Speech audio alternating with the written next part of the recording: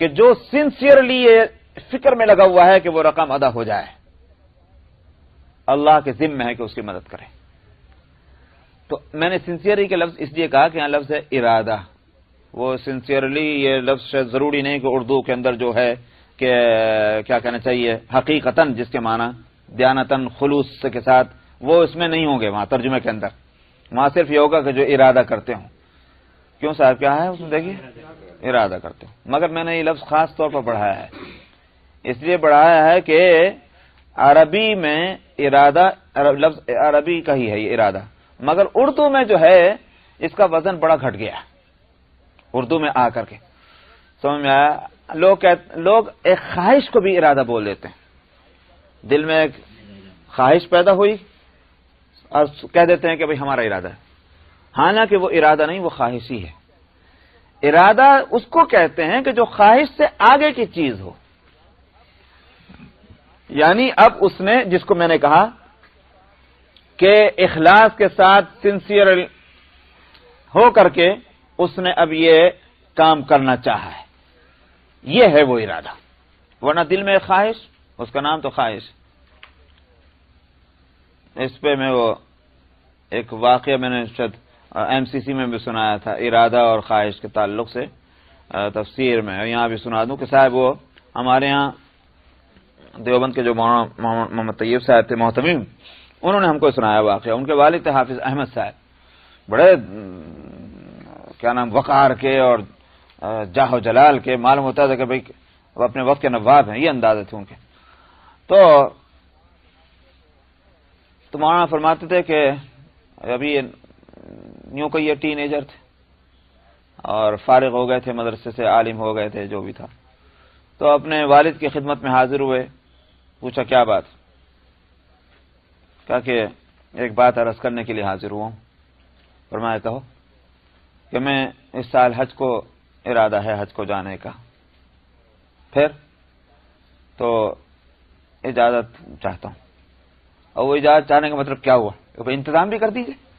ظاہر ہے کہ اب اولاد اپنے باپ سے جب کہے گی وہ بھی ٹین ایجر تو اس کا مطلب کیا ہوا؟ انتظام بھی کیجیے. انہوں نے یہ لفظ نہیں کہا کہ میں اجازت. تو انہوں نے کہا کہ بھئی اس سال رہے تو مشکل ہے، آئندہ سال دیکھیں گے. خاموش ہو گئے. وہ آئندہ سال پھر جا کے کہا کہ میرا ارادہ ہے حج کو جانے کا. انہوں نے پھر یہ کہا کہ بھئی ابھی رہنا تو آئندہ سال دیکھیں گے. تو بہت طبیعت پہ بڑی گرانی ہوئی. بھئی ایک سال اور مزید انتظار. تو لیکن بہرحال وہ رکے، اس لیے کہ وہاں کچھ مجال تھی نہیں چون و چرا کرنے کی. تو اب تیسرا سال پھر آیا اور یہ پھر آ لیے. تو انہوں نے کہا میرا ارادہ ہے. انہوں نے کہا بھئی اس سال رہنا تو ابھی ذرا ایسا ہے ویسا ہے آئندہ. تو انہوں نے یہ کہا کہ آپ بھیجنا ہی نہیں چاہتے. میں پہلے بھی یہی کہا تھا. آپ وہ ذرا جب یہ بات آئی انہوں نے کہا بیٹھ جاؤ. بیٹھ گئے. تم نے کیا کہا؟ کہ نہیں میں نے 2 سال سے میں برابر کہہ رہا ہوں، میں ارادہ کر رہا ہوں. آپ اس کو اس لیے فرما رہے تھے. تو میں کہ ہاں تم نے کہا کہ میں نے ارادہ کیا. تم نے ارادہ نہیں کیا تھا، خواہش تھی تمہارے دل میں. ارادہ اور چیز ہوتی ہے. ارادہ ہوتا تو تمہیں اس کی نوعیت ہی دوسری ہوتی. اب ان کو سمجھ میں آئی کہ یہ ہماری تربیت ہو رہی تھی اور ہم نے غلط لفظ استعمال کیا تھا. خواہش کو ہم نے ارادہ کہہ دیا تھا. تب اب وہاں سے اٹھا ہے خاموشی سے. اور اس کے بعد 4 دن کے بعد پھر آئے اور آ کر کہا کہ ابا جی میرا ارادہ ہے حج کے لیے جانے کا. فرمایا بھائی میں نے تو تم سے کہا تھا بھی ٹھہر جاؤ آئندہ سا. انہوں نے کہا نہیں بس میں نے اب تو ارادہ کر لیا ہے. تو انہوں نے کہا بھائی کیا انتظام کیا؟ میں تو انتظام اس وقت نہیں ہو سکتا نا اتنی جلدی. کہ نہیں وہ انتظام ہو نہ ہو میرے پاس دلی تک کے ٹرین کا کرایہ موجود ہے. میں دلی تک جاؤں گا، اس کے بعد اللہ کو معلوم ہے کیا ہونا ہوگا. میں جو میں کر سکتا ہوں وہ میں کروں گا. میں نے ارادہ کر لیا. اب سمجھ میں آیا کہ واقعی ارادہ ہو گیا ہے. تو انہوں نے کہا کہ اچھا دیکھو کوئی اپنے شہر سے کچھ لوگ جانے والے ہیں کیا؟ پتہ نہیں کہا. معلوم ہے اچھی بات ہے. اب انہوں نے وہ سارے انتظامات کیے اور یہاں سے لے کر جدے تک ہر ایک کو خطوط لکھ دیے گئے کہ یار. تو ارادے اور خواہش میں اردو میں فرق نہیں کرتے لیکن عربی میں فرق ہے کیونکہ عربی کا لفظ ہے. تو یہاں وہ مکاتب غلام کہ جس نے حقیقتاً اس بات کو کا ارادہ کر لیا ہے کہ مجھے ادا کرنا ہے، خواہش نہیں، خواہش تو ہوگی مگر وہ اس کے لیے کوشش نہیں کر رہا ہے، تو وہ ارادہ نہیں، ارادہ کر لیا، اب اللہ کے ذمہ ہے کہ اس کی مدد کریں۔ اسی طرح سے آپ نے فرمایا کہ اور وہ نکاح کرنے والا، شادی کرنے والا جو اپنی پاک دامنی کو چاہتا ہے، یعنی شادی کیوں کر رہا ہے؟ اس لیے کہ میں گناہ میں کبھی مبتلا نہ ہوں، یہ ہے مقصد اس کا۔ اس لیے نہیں کہ صاحب کیا کہنا چاہیے، وقتی طور پر کوئی عورت پسند آ گئی ہے، کوئی لڑکی پسند آ گئی ہے تو اسے شادی کرنے جا رہے ہیں، یا اس لیے کہ صاحب بہت مالدار فیملی ہے جی، سمجھ میں خوب پیسہ مل جائے گا، ان میں سے کوئی چیز نہیں، بلکہ صرف ایک ہی ارادہ ہے تاکہ میں کسی وقت میں کسی گناہ میں مبتلا نہ ہو سکوں، مجھے اس لیے شادی کرنی ہے، میری نظریں نیچی رہیں۔ تو فرمایا اللہ کے ذمہ ہے کہ اس کی مدد کریں کہ شادی اس کی ہو جائے آسانی کے ساتھ۔ والمجاہد فی سبیل اللہ، اور جو اللہ کے راستے میں جہاد کرنے والا ہے تو جب اس نے جہاد کے لیے نکل پڑا، اب اللہ کے ذمہ ہے کہ اس کی مدد ہونا اس راستے میں، کیونکہ اللہ کے لیے نکلا تو اللہ ہی کو مدد کرنا ہے۔ والمجاہد فی سبیل اللہ، ایسی ہیں کہ جو ہر کام میں ہر جگہ پیش آتی ہیں، یا تو وہ مشکلات نہ پیش آئیں یا ان مشکلات کا مقابلہ کرنے کی آدمی کے اندر ہمت ہو جائے۔ یہ ہے بعد عمل، سمجھ میں آیا؟ یوں کہ یہ کہ ایک کنارہ خواہش سے مل رہا ہے اور دوسرا کنارہ جو ہے وہ کہہ سکتے ہیں کہ عمل سے مل رہا ہے۔ وہ کنارہ جو عمل سے مل رہا ہے اسی کا نام عزم ہے، یعنی ارادہ پکا ہو گیا، بس اب اسٹیپ لینا ہے۔ میں نے پچھلے ہفتے بھی بتایا تھا کہ ہندوستان کے اندر ابھی مسلمانوں میں جو کچھ صورتحال ہے، چونکہ یہ ہندوؤں سے آئی ہوئی ہے، تو ہندوؤں کے اندر راتین اخبارات میں اور نیوز پیپر میں وہ خبریں آتی رہتی تھیں کہ صاحب وہ دلہن کو آگ لگا دی گئی، جہیز کے مسئلے پر دلہن کو آگ میں جلا دیا گیا۔ تو اب بتائیے کہ یہ فساد نہیں تو اور کیا ہے، اور یہ فتنہ نہیں تو اور کیا ہے؟ اسلام نے اس کو جڑ سے کاٹنا چاہا۔ نبی کریم صلی اللہ علیہ وسلم نے تو اس وقت یہ باتیں بتلائی تھی کہ جب یہ سب فتنے نہیں تھے، لیکن آج وہ فتنے ہماری سوسائٹی میں، ہمارے معاشرے میں آ چکے ہیں، اور میں نے ان ماں باپ کو روتے ہوئے دیکھا ہے کہ جن کی بیٹیاں جوان ہو گئی ہیں اور یہ کہ صاحب شادیاں نہیں ہو رہی۔ اب سوال یہ ہے کہ اگر وہ رو رہے ہیں اور شادیاں نہیں ہو رہی ہیں تو پھر ایسی بیٹیوں کی پیدائش پر ماں باپ خوش کیسے ہوں گے؟ جب بیٹیوں کے ماں باپ پیدائش پر ماں باپ نے خوش ہونا چھوڑ دیا تو کیا وہی صورت لوٹ کر نہیں آ گئی کہ جو جاہلیت میں تھی کہ بیٹی پیدا ہو تو بجائے خوش ہونے کے غم منا رہے ہیں؟ وَإِذَا بُشِّرَ أَحَدُهُم بِالْأُنثَىٰ ظَلَّ وَجْهُهُ مُسْوَدًّا وَهُوَ كَظِيمٌ، جب ان کو خوشخبری دی جائے کہ بیٹی پیدا ہوئی تو ان کے چہرے سیاہ پڑ جائیں غم کی وجہ سے اور غصے کی وجہ سے۔ سمجھ میں آیا؟ یہ مشرکین کا حال قرآن نے بتلایا ہے، اور وہی بات آخر کار وہ وہاں تک پہنچی تھی کہ بیٹیوں کو زندہ دفن کرتے تھے۔ یہ تو تھی وہ وجہ، اس زمانے میں عرب میں بھی تھی اور ہندوستان میں بھی تھی۔ عرب سے وہ جڑ کٹ گئی تھی نبی کریم صلی اللہ علیہ وسلم کی تعلیم کے صدقے میں، لیکن ہندوستان میں چلی آ رہی۔ اور اب آپ دیکھتے ہیں کہ زندہ درگور کرنے میں اور آگ میں جلا دینے میں فرق کیا ہے؟ وہ ماں باپ نہیں کر رہے، وہ شوہر صاحب کر رہے ہیں، بات تو وہی ہے۔ تو وہ ایک ہی فتنہ ہے جو مختلف رنگوں میں ظاہر ہو رہا ہے، تو وہ ہمارے معاشرے میں آ گیا۔ اب بیماری جو ہے جب مثلا آج کل طاعون پھیل رہا ہے ہندوستان میں، تو یہ تو نہیں ہوگا کہ ہندو کو لگے گا تو کچھ اور کرشمہ ظاہر ہوگا، مسلمان کو لگے گا تو کچھ اور کرشمہ ظاہر ہوگا، یہ تو نہیں ہوگا۔ وہ طاعون جو ہے، پلیگ جو پھیل رہا ہے، وہ تو پھر مسلمان کے گھر میں جائے گا تو اس کو بھی اسی طرح ستائے گا ہندو کے گھر میں جائے، کیونکہ وہ وبا ہے۔ یہ بیماری جو ان شادیوں کے تعلق سے ہندوؤں کے یہاں ہے تو جو فساد وہاں ہے، اگر مسلمانوں کے یہاں آیا تو وہی فساد وہاں بھی ہونا ہے۔ تو اب اس کے لیے کوئی تلافی کی صورت نہیں ہے۔ نہ تو اصلاح کرنے والے کھڑے ہو رہے ہیں جس طرح کی اصلاح کی جانی چاہیے، وہ کوششیں نہیں ہو رہی ہیں، اور معاشرے میں اتنا بگاڑ آ چکا ہے. مجھے جس چیز سے اصل میں مجھے کپ کپی ہوتی ہے، میں ڈرتا ہوں جس بات سے، وہ اسی لیے کہ برائی تو ہے، ٹھیک ہے، لیکن جب برائی کے واسطے لوگ کوشش دور کرنے کے لیے کوشش کرنا چھوڑ دیں، یا کچھ لوگ کھڑے ہوں تو معاشرہ ان کی بات سننے کو تیار نہ ہو، تو اس کے معنی یہ ہے کہ بیماری پک چکی ہے، اور بیماری پک جاتی ہے تو پھر اس کا وہ لا علاج بن جاتی ہے. یہ مصیبت ہے. تو ایسا لگ رہا ہے کہ جیسے ہمارے معاشرے میں یہ برائی اس طرح سے آ گئی ہے مسلمانوں کے، کہ وہ بیماری جو ہے وہ پک چکی ہے، اب لوگ اس کا علاج نہیں کر پا رہے ہیں. میں نے کئی لوگوں سے بات کی کہ بھئی تمہاری شادی ہوگی تو دیکھو تم یہ سب مت کرنا، بالکل جوڑے گھوڑے کی بات مت کرنا تم اپنے لڑکی والوں سے. انہوں نے مجھے آ کر رپورٹ دی کہ صاحب ہم نے یہ کہا کہ ہمیں کچھ نہیں چاہیے، بیٹی چاہیے، تو وہ بیٹی والے لڑ رہے ہیں. نہیں صاحب آپ کو کیسے نہیں چاہیے، آپ ہماری ناک کٹوا رہے. سمجھ میں آئے؟ بڑی مصیبت ہے. یہ ہے وہ بیماری کا پک جانا. ان کو تو شکریہ ادا کرنا چاہیے تھا کہ اللہ کا شکر ہے کہ ہمیں ایک ایسا تو ملا، اگر ایسا نہ ملتا تو کتنی بڑی مصیبت ہو جاتی. یہ ہے معاشرے کا بگاڑ کہ لوگ اگر چاہتے بھی ہیں کہ آؤ ہم تم کو بیماری سے نکال کر تندرستی کی طرف لانا چاہتے، وہ نہیں جانا چاہتے. تو یہ بڑی مصیبت ہے اس وقت.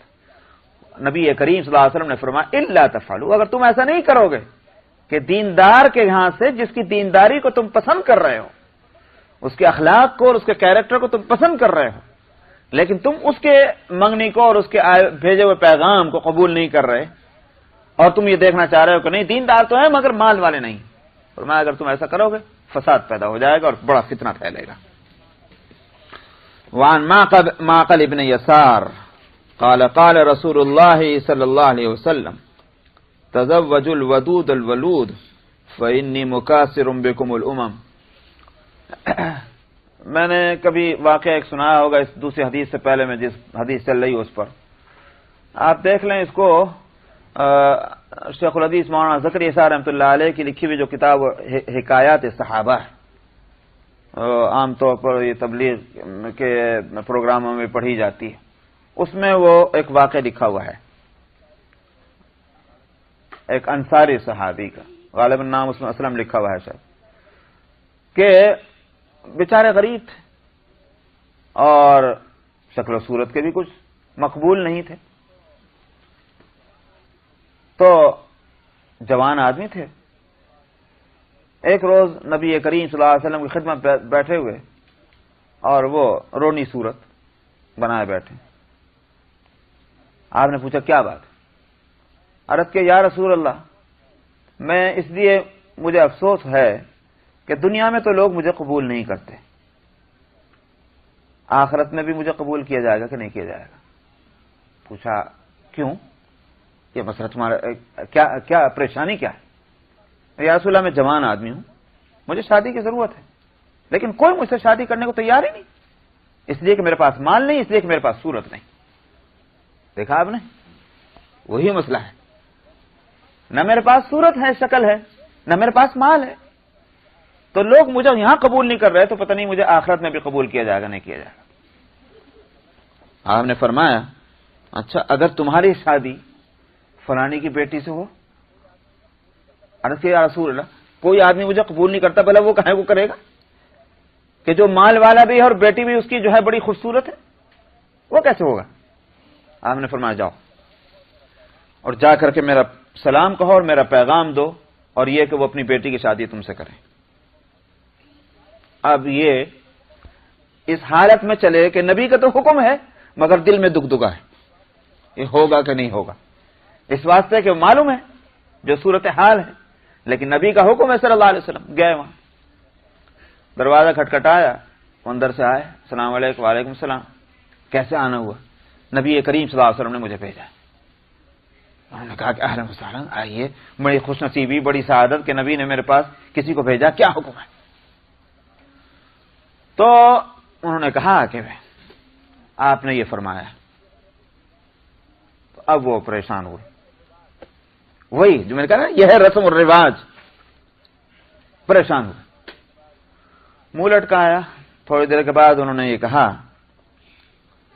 کہ میں بہت شرمندہ ہوں، میں معذرت چاہتا ہوں. یہ وہاں سے چل پڑے اور آخر کو جو ان کا شک تھا وہ سامنے آ گیا. نبی کریم صلی اللہ علیہ وسلم کی طرف واپس جانے لگے. وہ جو اپنے گھر کے اندر گھسے تو بیٹی نے سنا ہوا تھا. دروازے میں کھڑی بات جو ہے بیٹی نے سن لی تھی. بیٹی نے پوچھا ابا جان کون تھا؟ انہوں نے کہا کہ فلانا آدمی تھا. کس لیے آئے تھے؟ کہ اس واسطے. پھر آپ نے کیا جواب دیا؟ بیٹی جواب مجھے کیا دینا تھا، جواب تو میں نے وہ دیا، معذرت کر لی. کیوں؟ اس بیٹی کی تیری جیسی خوبصورت عورت کہاں ہے یہاں مدینے میں؟ تیری شادی جو ہے تیرے جیسے کسی خوبصورت جوان سے اور اس سے جو تیرے خاندان کے برابر کا ہوگا اس سے کروں گا شادی. تو اس سے شادی کر کے ناک تھوڑی کٹوانی ہے. اس زمانے میں چونکہ عام طور پر نبی کریم صلی اللہ علیہ وسلم کی صحبت کی برکت سے معاشرہ سنور گیا تھا. ایک آدھ جگہ اگر غلطی ہوتی تھی تو اللہ میاں نے ان کا انتظام ایسا کیا ہوا تھا کہ انہی کے اندر کوئی نہ کوئی اٹھ جاتا کھڑا ہو ٹھیک کرنے کے بعد. معاشرے میں بیماری تھی مگر وہ ایسی جیسی سمجھ لیجئے کہ کسی کو چھینک آ گئی، کسی کو بخار ہو گیا. اس کو یہ نہیں کہیں گے کہ یہ وبا ہے، اس کو یہ نہیں کہیں گے کہ معاشرے کے اندر بیماری پھیلی ہوئی ہے. یہ تو انسانوں کے ساتھ لگا ہوا ہے. سمجھ میں آیا؟ بیماری پھیلنا جو ہے وہ الگ چیز ہے. صحابہ کا معاشرہ بیماریوں سے پاک تھا، لیکن کہیں کہیں کوئی خطا ہو جانا وہ تو انسانی معاشرہ تھا، تو اس کو بیماری نہیں کہیں گے. یہی صورت وہاں ہے. ان سے ایک خطا ہوئی تو ویسے ہی جیسے کسی کو موسم کی وجہ سے چھینک آ جائے. تو بہرحال اندر بیٹی نے جب پوچھا تو بیٹی نے کہا کہ ابا جان آپ دنیا میں ناک کٹنے کا خیال کر رہے ہیں، آپ کو معلوم نہیں کہ یہ وحی کے نازل ہونے کا زمانہ ہے. نبی کریم صلی اللہ علیہ وسلم پر وحی اترتی ہے. اگر قرآن پاک کے اندر آیت کوئی بھی ایک آپ کے خلاف اتر گئی تو قیامت تک کے لیے آپ کی ناک کٹے گی نہیں کٹے گی. باپ نے کہا بات تو ٹھیک کری. آنکھ کھل گئی، بھاگے گئے نبی کریم صلی اللہ علیہ وسلم کی خدمت میں حاضر. اور اس طرح کے آگے آگے تو وہ حضرت پہنچ رہے، پیچھے پیچھے یہ پہنچ رہے. وہ اپنا پیغام سنانا چاہتے ہیں اور یہ کھٹ سے اور رس کہتے یا رسول اللہ میں اپنی بیٹی سے شادی کرنے تیار ہوں. اور وہ شادی ہوئی. تو میں عرض کر رہا ہوں کہ اللہ اور اس کے رسول کی جو مرضی اور منشا ہے اس کو جو پالے وہ بڑی بات ہے، وہی اصل چیز ہے. تو اللہ اور اس کے رسول کی مرضی کیا ہے؟ دینداری کو بنیاد بناؤ، وہی اصل چیز ہے، اخلاق اور دینداری. اور جب وہ مل جائے تو اس سے بہتر کوئی نعمت نہیں ہے. اور مال کو بنیاد بنانا یہ جھگڑے کی چیز ہے. تو معاشرے کو اللہ اور اس کے رسول جو ہیں وہ جھگڑے سے اور گندگیوں سے اور بیماریوں سے پاک دیکھنا چاہتے ہیں. وعن معقل ابن یسار قال قال رسول اللہ صلی اللہ علیہ وسلم تزوجوا الودود الولود فانی مکاثر بکم الامم. معقل ابن یسار رضی اللہ عنہ سے روایت ہے، انہوں نے کہا کہ رسول اللہ صلی اللہ علیہ وسلم نے فرمایا کہ تم زیادہ محبت کرنے والیوں سے اور زیادہ بچے دینے والیوں سے شادی کرو، اس لیے کہ میں تمہاری وجہ سے یا تمہاری کثرت کی وجہ سے میں امتوں پر فخر کروں گا. مکاثر بکم، کثرت چاہنا، تو میں تمہاری جو کثرت ہوگی تو اس پر مجھے خوشی ہوگی قیامت کے دن. کسی نبی کے ساتھ جیسا کہ حدیث میں آتا ہے کسی نبی کے ساتھ 2 ہی آدمی چلے جا رہے ہیں، کسی کے ساتھ جو ہے 10 آدمی جا رہے ہیں. ہر نبی جو ہوگا اس کے ساتھ اس کی امت ہوگی. تو بعض نبی وہ ہوں گے کہ اپنے امت کے لوگوں کی تعداد تھوڑی دیکھ کر ان کو کیا ہوگا. آپ دنیا میں دیکھ لیجیے، سمجھ میں آیا؟ آپ کا خاندان بہت بڑا ہے تو آپ کو خوشی ہے، تو آپ کیا سمجھیں گے؟ تو نبی جو ہے وہ اپنی امت کی کثرت پر اس کو خوشی ہوگی. یہ ہے میری فیملی، یہ ہے میرا کنبہ. تو آپ نے فرمایا کہ مجھے خوشی ہوگی. تو ودود الولود کیسے سمجھ میں آئے؟ وہ اس طرح سمجھ میں آئے گا کہ جہاں تک پیار کرنے کی بات ہے وہ تو ظاہر ہے کہ تحقیق کریں گے کہ بھئی کیسے اخلاق اور کردار کی ہے. لڑتی جھگڑتی ہے یہی ہے کہ محبت اور پیار کی ہے. تو محبت پیار کرنے والی ہے تو ظاہر ہے کہ وہ ہر ایک کے ساتھ ہے تو پھر شوہر کے ساتھ بھی ہوگا، اور اگر لڑائی جھگڑے والی ہے تو وہ شوہر کے ساتھ بھی ہوگا. تو اس لیے آپ نے فرمایا کہ الودود، پیار کرنے والی. اور الولود کا بھی یہی ہے کہ یوں تو اللہ کو معلوم ہے کہ کس کے کتنی اولاد ہونی ہے، لیکن وہ بھی عام طور پر یہ دیکھا جاتا ہے کہ بھائی فلانے گھرانے کے اندر جو لڑکیاں ہیں ان کے بچے ہوتے ہی نہیں یا ہوتے ہیں، جو بھی ہے اس طرح کی بات، باقی تو اللہ کو معلوم ہے۔ اچھا صاحب، اس سے یہ بات معلوم ہوئی کہ اولاد کی کثرت یہ شریعت کو ناپسند نہیں ہے بلکہ پسند ہے، پسند ہے، اس لیے کہ اس سے امت میں بھی یہ تو نبی کی نسبت سے تو یہ کہ امت میں اضافہ ہوتا ہے، اور آگے بڑھ کر جو میں بات بتانا چاہتا ہوں اس فرض کی نسبت سے یہ ہے کہ اس فرض کو اللہ سبحانہ و تعالی نے جس مقصد کے لیے دنیا میں بھیجا وہ مقصد بھی پورا ہوتا ہے۔ مقصد کیا ہے؟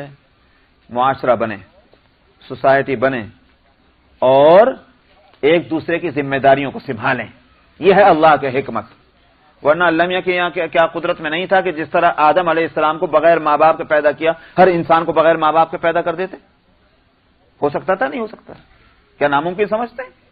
ظاہر ہے کہ ممکن تھا، لیکن اللہ سبحانہ و تعالی نے جو یہ سلسلہ چلایا، انا خلقناکم من ذکر و انثی وجعلناکم شعوبا وقبائل، یہ جو ایک سلسلہ بنایا اللہ سبحانہ و تعالی نے، اس میں یہی حکمت ہے کہ جب اولاد اور ماں باپ کا رشتہ قائم ہوگا ایک کے دوسرے پر حق آئیں گے، اولاد کا حق ماں باپ پر، ماں باپ کا حق اولاد پر، پھر اسی طرح سے بہن کا بھائی پر، بھائی کا بہن پر، پھر یہی سلسلہ آگے چلے گا تو خالہ خالو ماموں مامی اور چچا اور چچی یہ رشتے بنتے چلے جائیں گے، ایک کے دوسرے پر حقوق قائم ہوں گے، اس سے ایک کمیونٹی ڈیولپ ہوگی اور اس سے جو ہے معاشرہ بن کر کے یہ دنیا کا ایک نظام چلے گا۔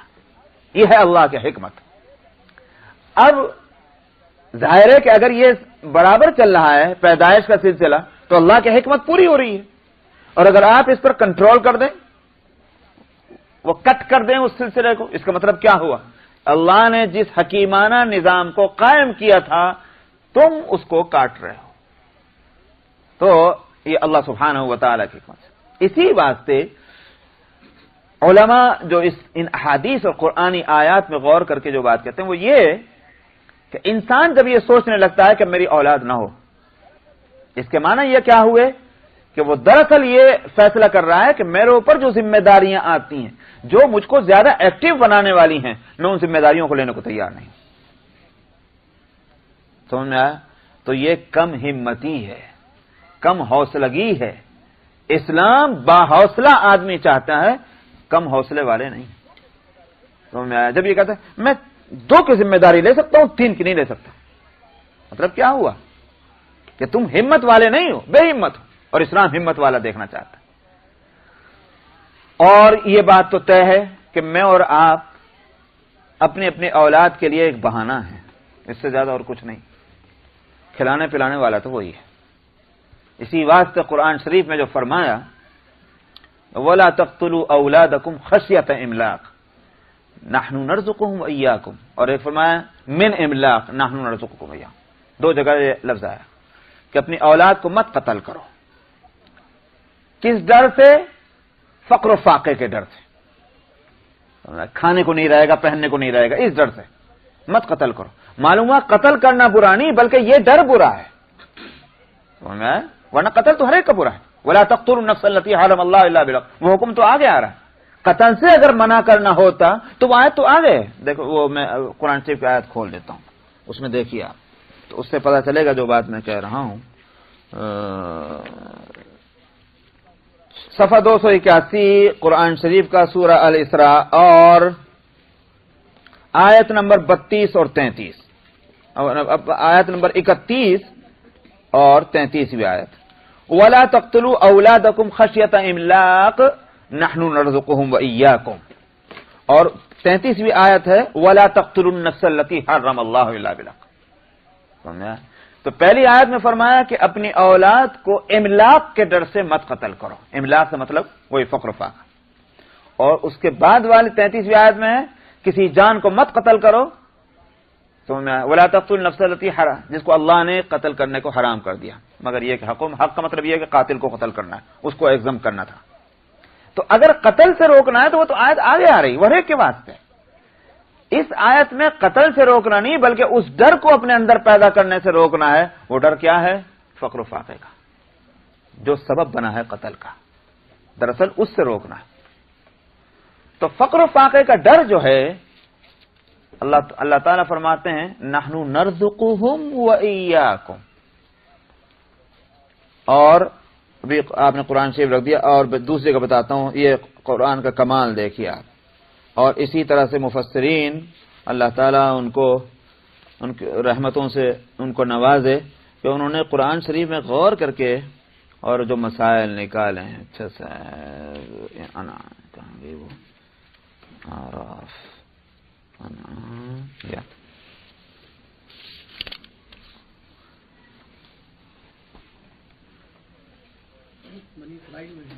نہیں، وہ تو ہے بھائی، ایک اور اس میں ہے سورہ انعام میں نکال رہا ہوں.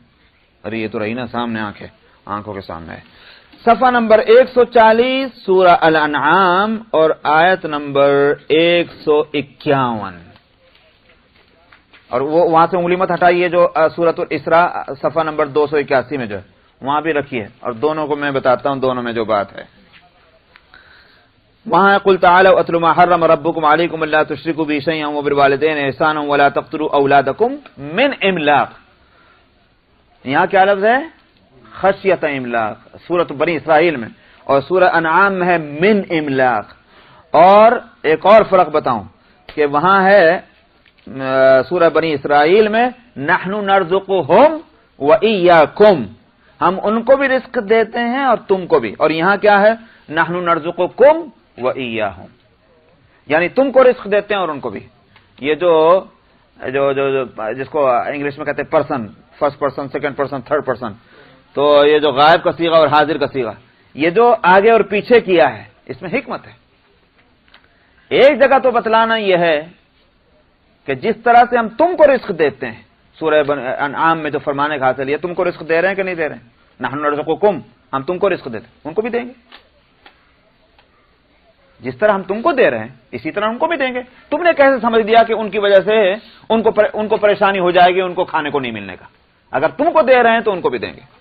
وہاں تو یہ مطلب ہے. اور سورہ بنی اسرائیل میں جہاں فرمایا نحن نرزقهم وإياكم، ہم ان کو بھی رزق دیں گے اور تم کو بھی، اس کا مطلب کیا ہے؟ بے وقوفوں ان کی برکت سے اور تم کو ملے گا. یہ ہے مطلب. سمجھ میں آیا کیسے؟ جس کی تشریح حدیث میں یوں ہے طعام الواحد یکفی للاثنین وطعام الاثنین یکفی للثلاث. ایک آدمی کا کھانا جب مل کر کھائیں تو دو کے لیے کافی ہوتا ہے، اور دو آدمیوں کا کھانا جب مل کر کھائیں تو تین کے لیے کافی ہوتا ہے. اسی لیے آپ نے منع فرمایا تھا الگ الگ مت کھایا کرو، بیٹھ کے مل کے کھاؤ. تو ایک فیملی جتنی بڑھتی چلی جائے گی اللہ سبحانہ و تعالیٰ کی طرف سے برکتیں اتنی ہی آتی چلی جائیں گی. قرآن شریف میں اس کو ایک اور نکاحی کے تعلق سے، مثلا چونکہ نکاح شادی کا چل رہا ہے، قرآن شریف میں فرمایا وَأَنكِحُوا الْأَيَامَ مِنكُمْ وَالصَّالِحِينَ مِنْ عِبَادِكُمْ وَإِمَائِكُمْ إِنْ يَكُونُوا فُقَرَاءَ يُغْنِيهِمُ اللَّهُ مِنْ فَضْلِهِ. سورہ 18واں سپارہ سورہ النور، اور یہ آ گیا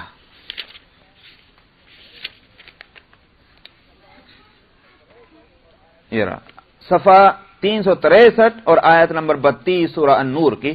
وَأَنكِحُوا الْأَيَامَ مِنكُمْ وَالصَّالِحِينَ مِنْ عِبَادِكُمْ وَإِمَائِكُمْ، اور جو بے نکاحی ہیں تم میں سے عورتیں، ان کی تم شادی کرو، اور اپنے غلاموں میں سے جو نیک ہیں ان کی بھی شادیاں کر دو. إِن يَكُونُوا فُقَرَاءَ، اگر وہ جن کی شادیاں کرنی ہیں وہ آج فقیر بھی ہیں، يُغْنِيهِمُ اللَّهُ مِنْ فَضْلِهِ، اللہ اپنے فضل سے ان کو غنی کر دیں گے. اسی لیے سیدنا ابو بکر صدیق رضی اللہ عنہ سے روایت ہے، سیدنا ابو بکر صدیق ان صحابہ میں ہیں جو بہت محتاط تھے روایت بیان کرنے میں. حالانکہ ان سے بڑھ کر کس کو صحبت نصیب ہوئی ہوگی نبی کی؟ سب سے زیادہ صحبت تو آپ ہی کو ملی، مگر بہت کم روایتیں ہیں، کیونکہ جب تک کہ ان کو اتنا اطمینان نہ ہو جیسے قرآن کی آیت پر اطمینان ہوتا ہے حافظ کو، جب تک کہ وہ اس کو نہیں بیان کرتے، اس لیے بہت کم روایتیں. اور جب ابو بکر کی نسبت سے رضی اللہ عنہ کو روایت آ جائے تو پھر سمجھ لیجئے کہ بہت اہم بات ہے. تو ابو بکر صدیق رضی اللہ عنہ کی روایت یہ ہے کہ جو شخص تم میں سے رزق میں اضافہ چاہتا ہے تو وہ چاہیے کہ جا کر شادی کرے. دیکھا آپ نے جس چیز کو ہم غربت کا سبب سمجھ رہے ہیں، اسلام اس کو غربت کے دور کرنے کا سبب بتا رہا ہے۔ قرآن پاک کے، اور وہ ابو بکر صدیق رضی اللہ عنہ کی روایت میں یہ اس آیت کا حوالہ بھی ہے کہ اللہ سبحانہ و تعالیٰ نے یہ فرمایا، جو میں نے آیت سورہ نور کی پڑھی ہے۔ تو اس لیے میں عرض کیا کہ جن چیزوں کو آج افسوس، یہ میں نے تفصیل سے اس لیے کہا کہ یہ اورینٹلسٹ نے اور یورپ نے یہ غیر اسلامی، ان کو تو اسلام سے کیا لینا دینا، وہ کیا جانے کہ اسلام اور اللہ اور رسول کیا چاہتے ہیں، وہ تو اپنی عقل کے بندے ہیں، عقل سے فیصلہ کرتے ہیں۔ سمجھ میں آیا؟ انہوں نے سوچا ایک آدمی کا کھانا تو ایک ہی کے لیے، دو کیسے کھائیں گے، وہ ان کو سمجھ میں آنے والی بات نہیں۔ تو انہوں نے جو بیماری پھیلائی ہے، افسوس یہ کہ اس میں مسلم معاشرہ بھی مبتلا ہو گیا، اور آج اس کے پلاننگ ہو رہی ہے لمبے عرصے سے، اور کہ صاحب نہیں کنٹرول ہونا چاہیے، کنٹرول ہونا چاہیے۔ ابھی کانفرنس ہوئی ہے قاہرہ کے اندر، ان بدبختوں کو جگہ بھی ملی تو قاہرہ ملی، یہ کیا کریں اس واسطے کہ جب ہم ٹھہرے ہی ایسے، سمجھ میں آیا؟ ساری بیماریوں کو اپنے دامن میں سمیٹنے کا اگر ہم کو شوق ہو تو پھر کون نہیں چاہے گا کہ، تو اس لیے وہ وہاں کھڑ کے، تاکہ یہ بے حیائیاں جو ہیں اس راستے سے وہ مسلم معاشرے میں پھیلنی چاہیے۔ آپ کو یہ بات معلوم ہے ایڈس کی بیماری سب سے زیادہ کم مسلم ملکوں میں ہے، سب سے زیادہ کم، 0 مسلمان ملکوں میں ہے۔ اب ان کا قصہ کیا ہے؟ شیخ سعدی علیہ الرحمہ نے ایک واقعہ لکھا کہ ایک کبڑے سے پوچھا، جس کی کمر جھکی ہوئی تھی، تیری کوئی خواہش بھی ہے؟ اس نے کہا میری خواہش یہ کہ سارے کپڑے ہو جائیں۔ آج سمجھا نہیں؟ یہ وہ لوگ ہیں کہ جو بیماری کا علاج تو نہیں کر سکتے، لیکن کسی کو جب تندرست دیکھتے ہیں تو یہ سمجھتے ہیں تو تندرست ہو تو بھی بیمار ہو جا۔ مسلم معاشرے کو دیکھ رہے ہیں کہ ایڈس کی بیماری سے پاک ہے، اس واسطے کیا ہے، تم کیوں پاک ہو، تم بھی ہمارے جیسے ہو جاؤ، اسی حمام میں تم بھی ننگے ہو جاؤ جس میں ہم ہیں۔ یہ ہے وہ سارا تماشا جو قاہرہ میں کیا گیا، اور وہ تجویزیں پاس کی۔ تو میں عرض کر رہا ہوں کہ یہ سارے شاخسانے جو ہیں برتھ کنٹرول کے ہوں، یہ شادیوں کے تعلق سے اتنی قیدیں اور شرطیں لگنے کا ہو، یہ فتنۃ فی الارض وفساد عریض جو نبی نے فرما دیا تھا، وہ صدق اللہ ورسولہ، اللہ اور اس کے رسول سچ بولتے ہیں، ایک ایک چیز ہماری آنکھوں کے سامنے آ رہی۔ اس لیے ہم مسلمانوں کو آنکھیں کھولنی چاہیے۔ یہ کیا مصیبت ہے کہ جہاں ان گوری چمڑی والوں نے اور یورپ والوں نے جو ایک سر پھونکا اور ہم جو ہے اپنے منہ سے وہ سر الاپنے لگے۔ ہمارے پاس تو یہ کتاب اللہ اور سنت رسول اللہ ہے، ایک ایسی زبردست ترازو ہے کہ جس میں تولنے کے بعد حق اور باطل بالکل کھل کر سامنے آ جاتا ہے۔ جب اتنی بڑی چیز ہمارے پاس ہے، ہم کیوں آنکھ بند کر کے ان کی بات مانتے ہیں؟ اور جب ہم کہتے ہیں ان کا مولوی ملاؤں کی باتیں یہاں سمجھ میں آئے، اسی واسطے تو ہمارا درس میں بھی آپ جیسے ماشاء اللہ فنڈامنٹلسٹ بیٹھے نظر آتے ہیں، سمجھ میں آئے، کیونکہ اس واسطے کہ ہم مولوی ملاؤں کی باتیں 14 سال سے جو چیز چلی آتی ہے، یہ جو اس کے اندر کبھی بال نہیں آئے گا، کبھی بال آنے والا نہیں، یاد رکھیے یہی وہ چیز ہے کہ جو حق ہے، سمجھ میں آیا؟ وہ ہم تھوڑا اپنی طرف سے تھوڑی کہہ رہے ہیں، آپ اسی لیے میں بار بار قرآن شریف کے صفحے کھول کے آیت میں بتا کے حدیث میں کھول کے اسی لیے بتاتا ہوں، یہ بات میری نہیں ہے، سمجھ میں آیا؟ بلکہ یہ قرآن پاک کی بات ہے، یہ حدیث کی بات ہے۔ اب اگر اسی کا نام فنڈامنٹلزم ہے، مبارک ہو آپ کو لبرلزم، ہم تو اسی کے لیے مسلمان ہوئے ہیں اور یہی ہمارا اسلام ہے۔ تو آپ نے فرمایا کہ تزوج الودود الولود فانی مکاثر بکم الامم، شادی کرو زیادہ محبت کرنے والیوں اور زیادہ اولاد دینے والیوں سے، اس لیے کہ میں تمہارے ذریعے سے امتوں پر تمہاری کثرت پر فخر کروں گا۔ بس جناب انشاءاللہ بقیہ اللہ۔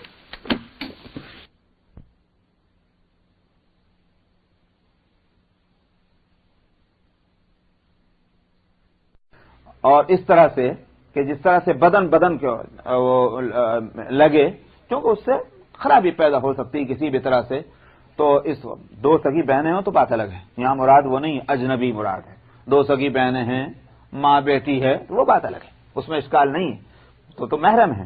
لیکن جو محرم نہیں ہے ان کا اس طرح سے مرد کا مرد کے ساتھ، عورت کا عورت کے ساتھ ایک ہی کپڑے میں اس طرح سے کہ بدن کو بدن لگے، وہ اس سے روکا آپ نے۔ وعن جابر قال قال رسول الله صلى الله عليه وسلم الا لا يبيتن رجل عند امرأة سيب الا ان يكون ناكحا او ذا محرم۔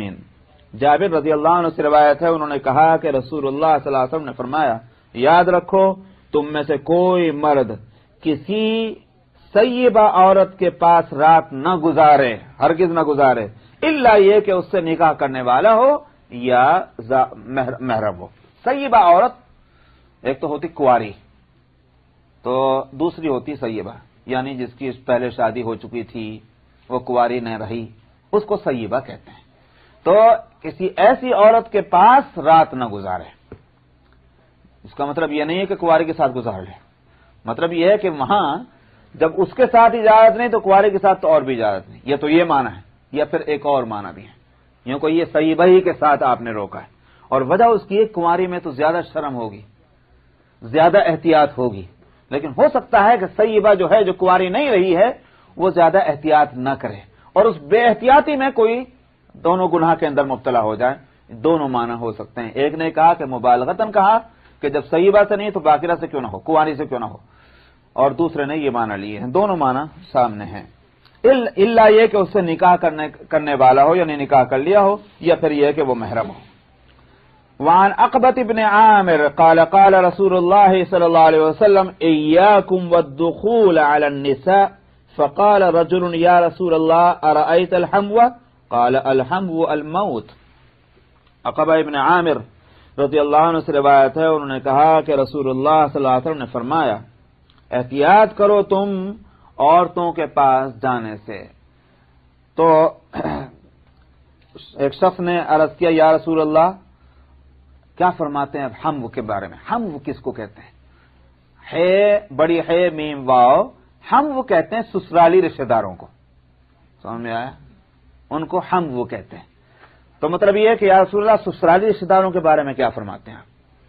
اس سے مثال کیا بولتے ہیں ہمارے یہاں جیٹھ دیور کیا بولتے ہیں، وہ ان کے بارے میں آپ کیا فرماتے ہیں؟ آپ نے فرمایا الحمو الموت، یہ محاورہ تھا عرب کا، عرب کے محاورے میں یہی بولا جاتا تھا، جب کسی بات کو بولنا ہو تو الحمو الموت، یہاں مراد اس سے کیا ہے کہ مطلب یہ وہ تو اور زیادہ خطرناک ہے، اس کا مطلب یہ ہے کہ وہ آیا تو کوئی تکلف بیچ میں نہیں ہے، جب تکلف بیچ میں نہیں ہے کسی بھی وقت بھی کوئی گناہ کے اندر ابتلا ہو سکتا ہے دونوں کا، اس لیے زیادہ احتیاط کی جائے کہ جب کہ تنہا ہوں ایسی صورت میں بہت احتیاط سے جائیں آئیں اور بے ضرورت نہ جائیں۔ وعن جابر ان ام سلمة استأذنت رسول الله صلى الله عليه وسلم في الحجامة فأمر أبا طيبة أن يحجمها قال حسبت أنه كان أخاها من الرضاعة أو غلاما لم يحتلم۔ جابر رضی اللہ عنہ سے روایت ہے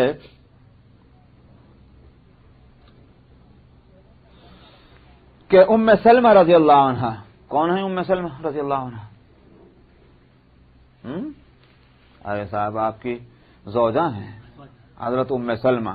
حضرت ام سلمہ رضی اللہ عنہ نے نبی کریم صلی اللہ علیہ وسلم سے اجازت چاہی پچھنے لگوانا، سمجھ میں آیا؟ وہ جو رگ کھول کر کے خون نکالتے تھے نہیں، اس کو پچھنا بولتے تھے، فاسد خون نکل جائے سے صحیح ہو جائے تو اس کو حجامہ بولتے ہیں عربی میں، پچھنے لگانے کے لیے۔ آپ نے ابو طیبہ کو حکم دیا کہ ان کے پچھنے لگائے۔ راوی کہتے ہیں کہ میرا خیال یہ ہے کہ یا تو وہ ان کا دور شریک بھائی تھا اور یا پھر نابالغ غلام تھا، ابو طیبہ جس کا نام ہے، آپ نے ان کو فرمایا کہ جو ہے وہ جا کر۔ اس سے کیا بات نکلی کہ بالغ اور اجنبی مرد جو ہے وہ اس کے سامنے بدن کا حصہ کوئی نہ کھولا جائے۔ اچھا صاحب، یہاں علماء ایک بات یہ کہتے ہیں کہ اس سے یہ بات بھی معلوم ہوئی کہ یہ پچھنے لگانے کی ضرورت کوئی زیادہ سخت ضرورت نہیں تھی، ورنہ اگر سخت ضرورت پیش آ جائے کہ جس کے بغیر چارہ نہ ہو تو اجنبی کے سامنے بھی بدن کا کوئی حصہ کھولا جائے گا، مثال کے طور پر سرجری کرنی۔ اب ڈاکٹر جو ہے وہ ایسی بیماری ہے کہ اس کی سرجری کے سوا اور کوئی راستہ نہیں ہے، تو ڈاکٹر کون سا رشتہ دار تھوڑی ہوگا، یہ رشتہ دار بھی کوئی محرم ہی تھوڑی ہوگا، ضروری نہیں۔ ایسی صورت میں فقہاء اجازت دیتے ہیں کہ بدن کا وہ حصہ اس کے سامنے اگر کھولنا ضروری ہے تو کھولے گا، لیکن یہاں اگر ضرورت شدید نہیں ہے تو پھر بے شک یہاں معلوم ہوتا ہے کہ ضرورت شدیدہ نہیں تھی، اس واسطے آپ نے ان کو حکم دیا، یہ نہیں فرمایا کہ ہاں جس سے چاہے تم پچھنے لگوا لو۔ گھنٹی بج گئی بھائی، روک دوں یا اور چلوں؟ دو کر لوں اور اچھی بات ہے۔ وعن جریر ابن عبداللہ قال سألت رسول اللہ صلی اللہ علیہ وسلم عن نظر الفجاء فامرنی ان اصرف بصری۔ جریر ابن عبداللہ البجلی رضی اللہ عنہ سے روایت ہے، انہوں نے کہا کہ میں نے رسول اللہ صلی اللہ علیہ وسلم سے اچانک نظر پڑنے کے بارے میں پوچھا. مثلا یہ کہ میں نے کوئی ارادہ پہلے سے نہیں کیا، ایک عورت سامنے آ گئی، میری نظر اس پہ پڑ گئی، اس کے بارے میں نے پوچھا. آپ نے مجھے حکم دیا کہ میں اپنی نظر کو ادھر سے پھیر لوں. حضرت علی رضی اللہ عنہ کی ایک روایت اور ہے، شاید وہ آگے کہیں آئے گی، کہ آپ نے اس روایت میں حضرت علی کی ہے رضی اللہ عنہ کہ آپ نے فرمایا کہ پہلی نظر جو ہے وہ تو معاف ہے، دوسری نظر نہیں. اس کا مطلب کیا؟ وہ پہلی تو اچانک پڑ گئی، لیکن اب دوبارہ پھر پلٹ کے جو دیکھنا شروع کیا تو وہ اس مواخذہ ہوگا، اس لیے کہ وہ اپنے ارادے سے.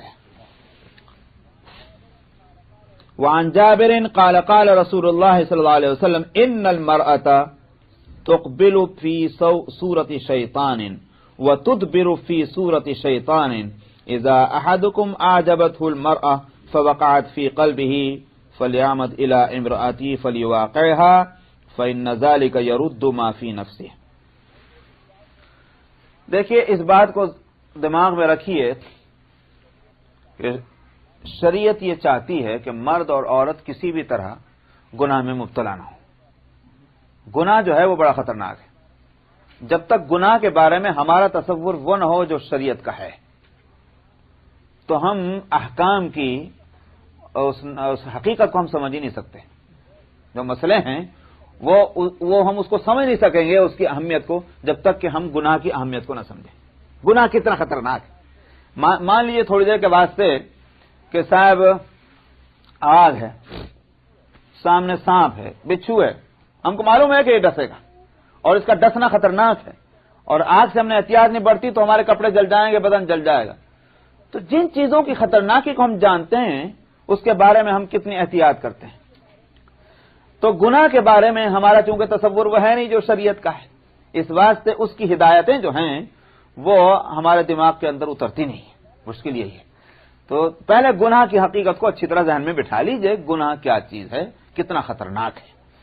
تو اب اس کے بعد جو ہے مسئلہ سمجھ میں آسان ہوتا ہے. دوسری بات یہ ہے جب کسی برائی سے روکنا ہوتا ہے تو اگر برائی بہت برائی گہری برائی ہے تو آپ اس کے لیے بڑے بھیانک لفظ بولیں گے، سمجھ میں آیا؟ بڑے خطرناک لفظ بولیں گے تاکہ لوگ اس سے بچ جائیں برائی سے. ہلکی برائی ہے تو آپ اتنے بھاری لفظ نہیں بولیں گے. یہ دو باتیں ذہن میں رکھیے. تو اب یہاں مسئلہ جو ہے وہ یہ کہ ایک مرد کا ایک عورت کے ساتھ یا ایک عورت کا ایک مرد کے ساتھ گناہ میں مبتلا ہونا شریعت کو کسی طرح گوارا نہیں ہے. بھائی اس کی سزا جو کیا رکھی ہے آپ کو تو معلوم ہے، سمجھ میں آیا؟ اس کی سزا جو ہے وہ سنسار کر دینا ہے اور رجم کرنا ہے. اگر کنوارے ہیں تو اس کے کوڑے مارے جائیں، کنوارا اور کنواری ہے، اور اگر نہیں دونوں کے دونوں شادی کنوارے نہیں ہیں تو پھر تو پتھر مار کے ہلاک کرنا ہے. اتنی خطرناک سزا اس گناہ کی ہے. تب اس گناہ سے بچانے کے لیے زیادہ سخت لفظ بولنے ہی پڑیں گے. اب اس بات کو ذہن میں رکھیے. اب چلیے جابر رضی اللہ عنہ سے روایت ہے، انہوں نے کہا کہ رسول اللہ صلی اللہ علیہ وسلم نے فرمایا کہ ایک عورت سامنے آتی ہے تو شیطان کی صورت میں اور پیچھے جاتی ہے تو شیطان کی صورت میں. مطلب کیا؟ شیطان لگا ہوا ہے. اس کا یہ مطلب تھا. اس لیے اس کے ہرگز یہ معنی نہ سمجھا کہ آپ نے اللہ کے رسول نے ہر عورت کو شیطان بنا دیا. مطلب یہ ہے کہ شیطان اس کے ساتھ لگا ہوا ہے. کیوں؟ اس کے آگے بڑھا رہی ہے. فرمایا جب تم میں سے کوئی شخص ایسا ہو کسی عورت کو دیکھا اور طبیعت میں کچھ بات پیدا ہوئی، سن میں اعجبت ہو احدکم، اس کا دیکھنا تمہاری طبیعت میں کچھ تبدیلی پیدا کر دے اور کچھ خیالات بدل دے. آپ نے فرمایا اس کو چاہیے کہ اپنی بیوی کے پاس چلا جائے اور جا کر کے اپنی طبیعت کو تسلی دے. تو میں گناہ سے روکنا ہے. یہ ہے مطلب. اس واسطے عورتوں کے لیے ہدایت یہ ہے کہ چونکہ وہ مردوں کے لیے فتنہ بن سکتی ہیں، اسی واسطے کہا کہ باہر نکلو تو چمک دمک کر کے مت نکلو. لا تبرجن تبرج الجاہلیت الاولی، تم اس طرح مت نکلو جس طرح کہ اپنی شو کر رہی ہوں، نمائش کر رہی ہوں، بلکہ یہ کہ اس طرح چادر لپیٹ کر اپنے کپڑوں کو، اپنے بدن کو اس طرح متفتلات ان کا لفظ آتا ہے کہ اس طرح کے دیکھنے والے کی طبیعت للچائے نہیں. سمجھ میں آیا؟ دیکھ کر للچائے نہیں بلکہ وہ سمجھے کہ بھائی بڑی پاک دامن ہے عورت ہے. سمجھ میں آیا؟ ایک بااخلاق عورت ہے.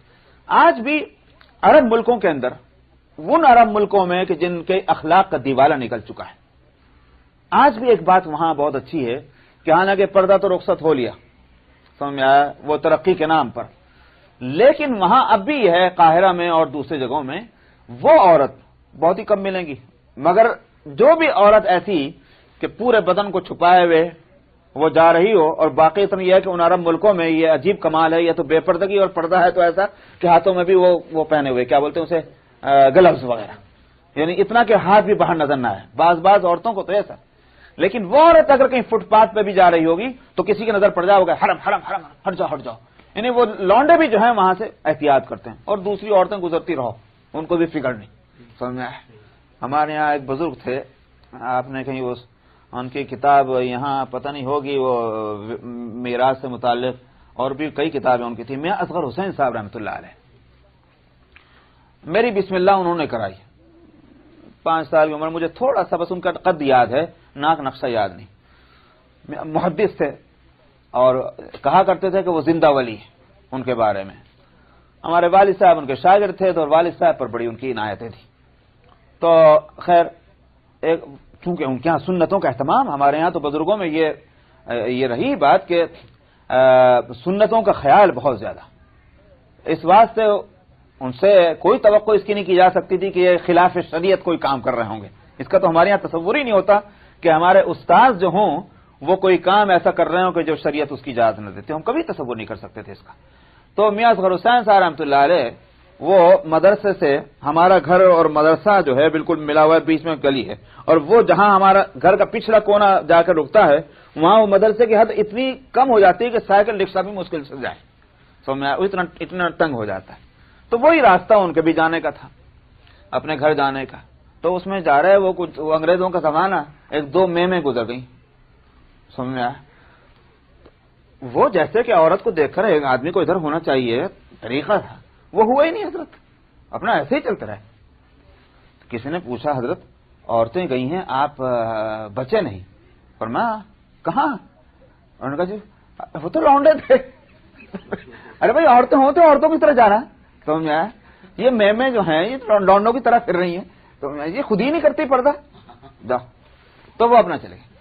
میں عرض کر رہا ہوں کہ جب آپ خود نہیں پردہ کریں گے دوسرے کو کیا ضرورت ہے کہ اپنے آپ کو وہ احتیاط کرتا پھرے، آپ تو شو کریں اور مردوں سے اس بات کی توقع کریں کہ وہ ہماری عورت ہونے کا پورا خیال کریں، آپ اپنی عورت ہونے کا خیال کریں تو بے شک پھر مردوں کی ذمہ داری ہے۔ قرآن شریف میں دونوں کو حکم ہے، تم بھی نظر نیچے رکھو، تم بھی نظر نیچے رکھو، سمجھ میں آیا، یہ ہے، یوں نہیں خالی ایک کو حکم دے دیا کہ تم سب کرتے رہو دوسرے پہ کوئی ذمہ داری نہیں، یہ بھی نہیں ہوا خالی عورتوں کو حکم دیا مردوں کو نہ دیا، یہ بھی نہیں کہ خالی مردوں کو دیا عورتوں کو نہ دیا، دونوں کو، کیونکہ معاشرہ اور سوسائٹی تو دونوں سے بنے گی، سمجھ میں آیا، اس واسطے دونوں کو ہی احتیاط کرنے کی ضرورت ہے، بس ہاں ہو گیا۔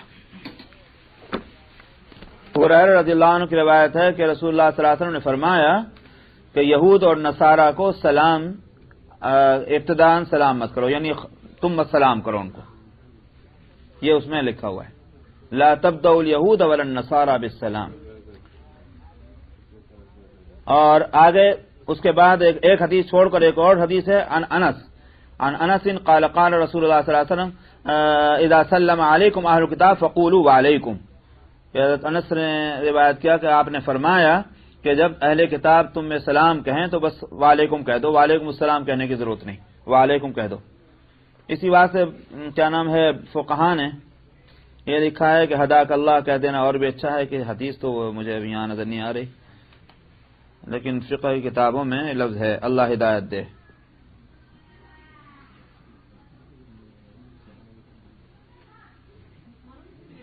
سوال کا ایک حصہ یہ ہے، نہیں تو کر لے پورا تھا کہ میں ہو سکتا ہے کہ اکٹھا ایک ہی جواب سب کے لیے ہو جائے۔ ہاں، دوسرا سوال یہ ہے کہ جو کافر ہیں یا غیر مسلم ہیں ان کے لیے دعا کی اجازت نہیں ہے، حضرت نوح السلام کو اپنے بیٹے کے تعلق سے یا حضرت ابراہیم اپنے والد صاحب کے تعلق سے یا کسی اور پیغمبر کو جو ہدایتیں کی گئی اس کے لحاظ سے کافروں کے لیے مغفرت کی ایسی دعا نہیں کی جا سکتی۔ اگر ہمارے احباب میں کچھ ایسے کافر ہوں گے یا کافر کہنا تو مشکل ہے، بہرحال غیر مسلم ہوں گے، تو اگر ان کے ساتھ ہم نے کوئی ناانصافی کی، ان پر کوئی ظلم کیا ہے، تو اس ظلم کے بدلے اب ہم صدقات یا اصل نوافل کے ذریعے ایصال ثواب کے لیے ان کے لیے بھی دعا کی جا سکتی ہے، نہیں کی جا سکتی؟ اس کا تیسرا حصہ ہے کہ ایصال ثواب کے لیے کوئی مثلا تحدید نہیں ہے کہ ایک شخص کے لیے بھی ایصال کیا جا سکتا ہے، ہزاروں کے لیے بھی کیا جا سکتا ہے۔ اللہ تعالیٰ بہت ہی رحیم و رحمان ہے، اس کا فضل سمجھے، اس کی کیا حد نہیں ہے اس کی، اس لحاظ سے ہم ہزاروں لوگوں کے لیے بھی ایصال ثواب کر سکتے ہیں کہ نہیں؟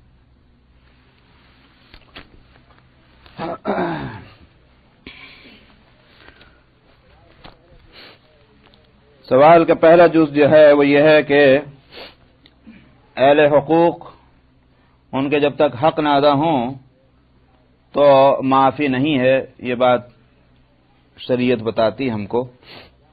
بندوں کے حقوق بندے یا تو ادا ہوں یا وہی معاف کریں، جب تک نہ ادا ہوں نہ معاف کیے جائیں تو وہ برابر ذمے میں رہتے ہیں۔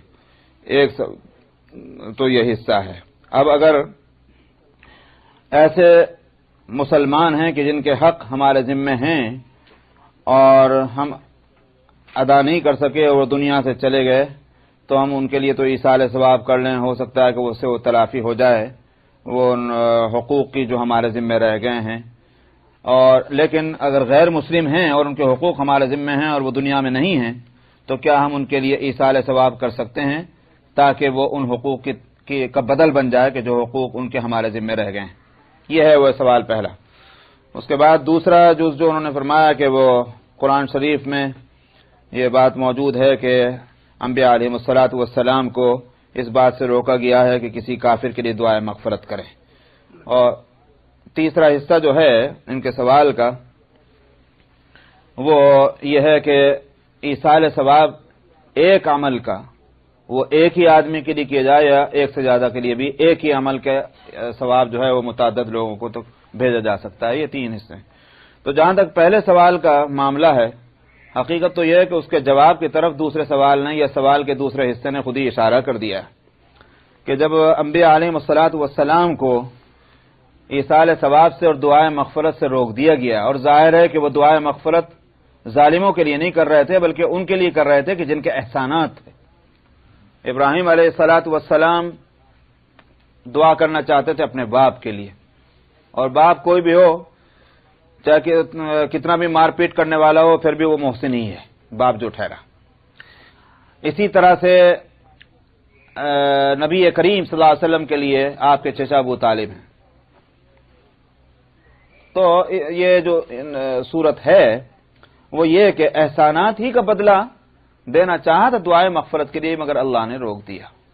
تو معلوم ہوا کہ اصل میں کوئی چیز جب کسی کو دی جائے تو اس میں دو چیزوں کی ضرورت ہوتی ہے دینے کے لیے: دینے والے میں دینے کی صلاحیت ہونا، لینے والے میں لینے کی صلاحیت ہونا۔ یہ دو چیزیں جب تک نہیں پائی جائیں گی، دینا جو ہے وہ متحقق نہیں ہوگا، یعنی مطلب وہ اس کی کوئی کیا کہ اس کو ایگزسٹ نہیں کہیں گے کہ وہ دے دیا گیا۔ دینے کے لیے دونوں چیزیں ضرورت ہے کہ دینے والے میں جو اس میں صلاحیت ہو دینے کی، اور لینے والے میں لینے کی صلاحیت ہو۔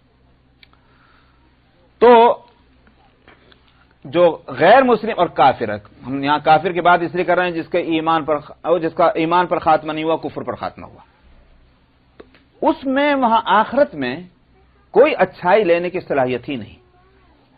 جس جگہ وہ ہے وہاں اچھائی کا گزر ہی نہیں ہے، اچھائی وہاں پہنچ ہی نہیں سکتی۔ جب اچھائی وہاں پہنچ ہی نہیں سکتی تو لے گا کیسے؟ اس واسطے چونکہ اس میں صلاحیت نہیں ہے اچھائی کے قبول کرنے کی، تو اچھائی پہنچے گی بھی نہیں۔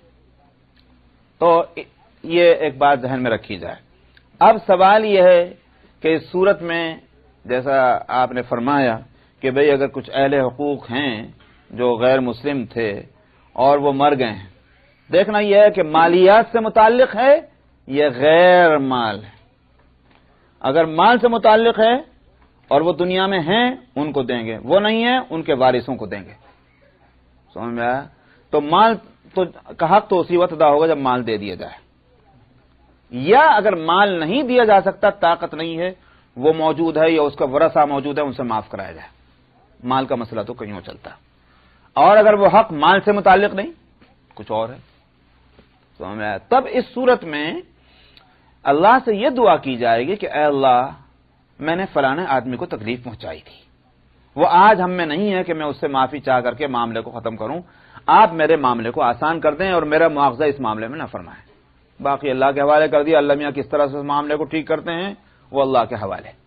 سمجھ میں آیا؟ اللہ سبحانہ و تعالیٰ سے کہہ دیا گیا کہ اللہ میرے لیے اس معاملے کو آسان کر دے، اللہ قبول فرمائے، تم کے لیے کوئی مشکل بات نہیں. یہ دعا ضرور کر سکتے ہیں، لیکن یہ کہ اس کا ثواب اس کو پہنچا دے تو ثواب تو پہنچے گا نہیں، اس لیے کہ اس میں ثواب کے قبول کرنے کی صلاحیت ہی وہاں نہیں ہے. عذاب کم ہوگا نہیں، اس سے آپ کے ثواب کا تعلق نہیں ہے، بلکہ وہ اس کا جو وہ یوں کہیے کہ عذاب کے کم ہونے کی صورت جو ہے وہ یہ ہے کہ خود اس نے دنیا میں کچھ ایسے کام کیے تھے کہ جو اللہ کو پسند تھے. اگر اللہ سبحانہ و تعالی اس کے نتیجے میں جہنم کے عذاب کو اس میں ہلکا کریں، جہنم میں تو رہے گا لیکن عذاب ہلکا کریں گے. میں نے یہ عرض کیا کہ جہنم وہ جگہ ہے کہ جہاں کوئی خیر نہیں گزر سکتی، یہ بات ہے. اس واسطے وہ ہمارا ثواب نہیں لے سکتا.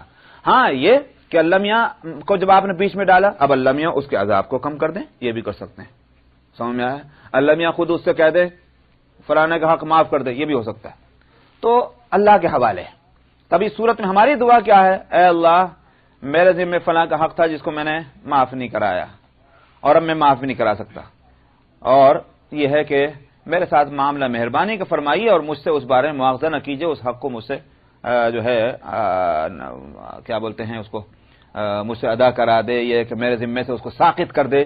یہ اس طرح کی دعا تو اللہ کو اختیار ہے، وہ اللہ سبحانہ و تعالیٰ اس کے لیے کوئی راستہ تجویز کریں گے. ہم تو کر بھی نہیں سکتے اتنے راستے نکال سکتے جو اللہ نکال سکتے ہیں. یہ صورت ہے. لائیے بھائی قرآن شریف. رسول اللہ صلی اللہ علیہ وسلم اذا خطب احدكم المرأة فإن استطاع ان ينظر الى ما يدعوه الى نکاحها فليفعل.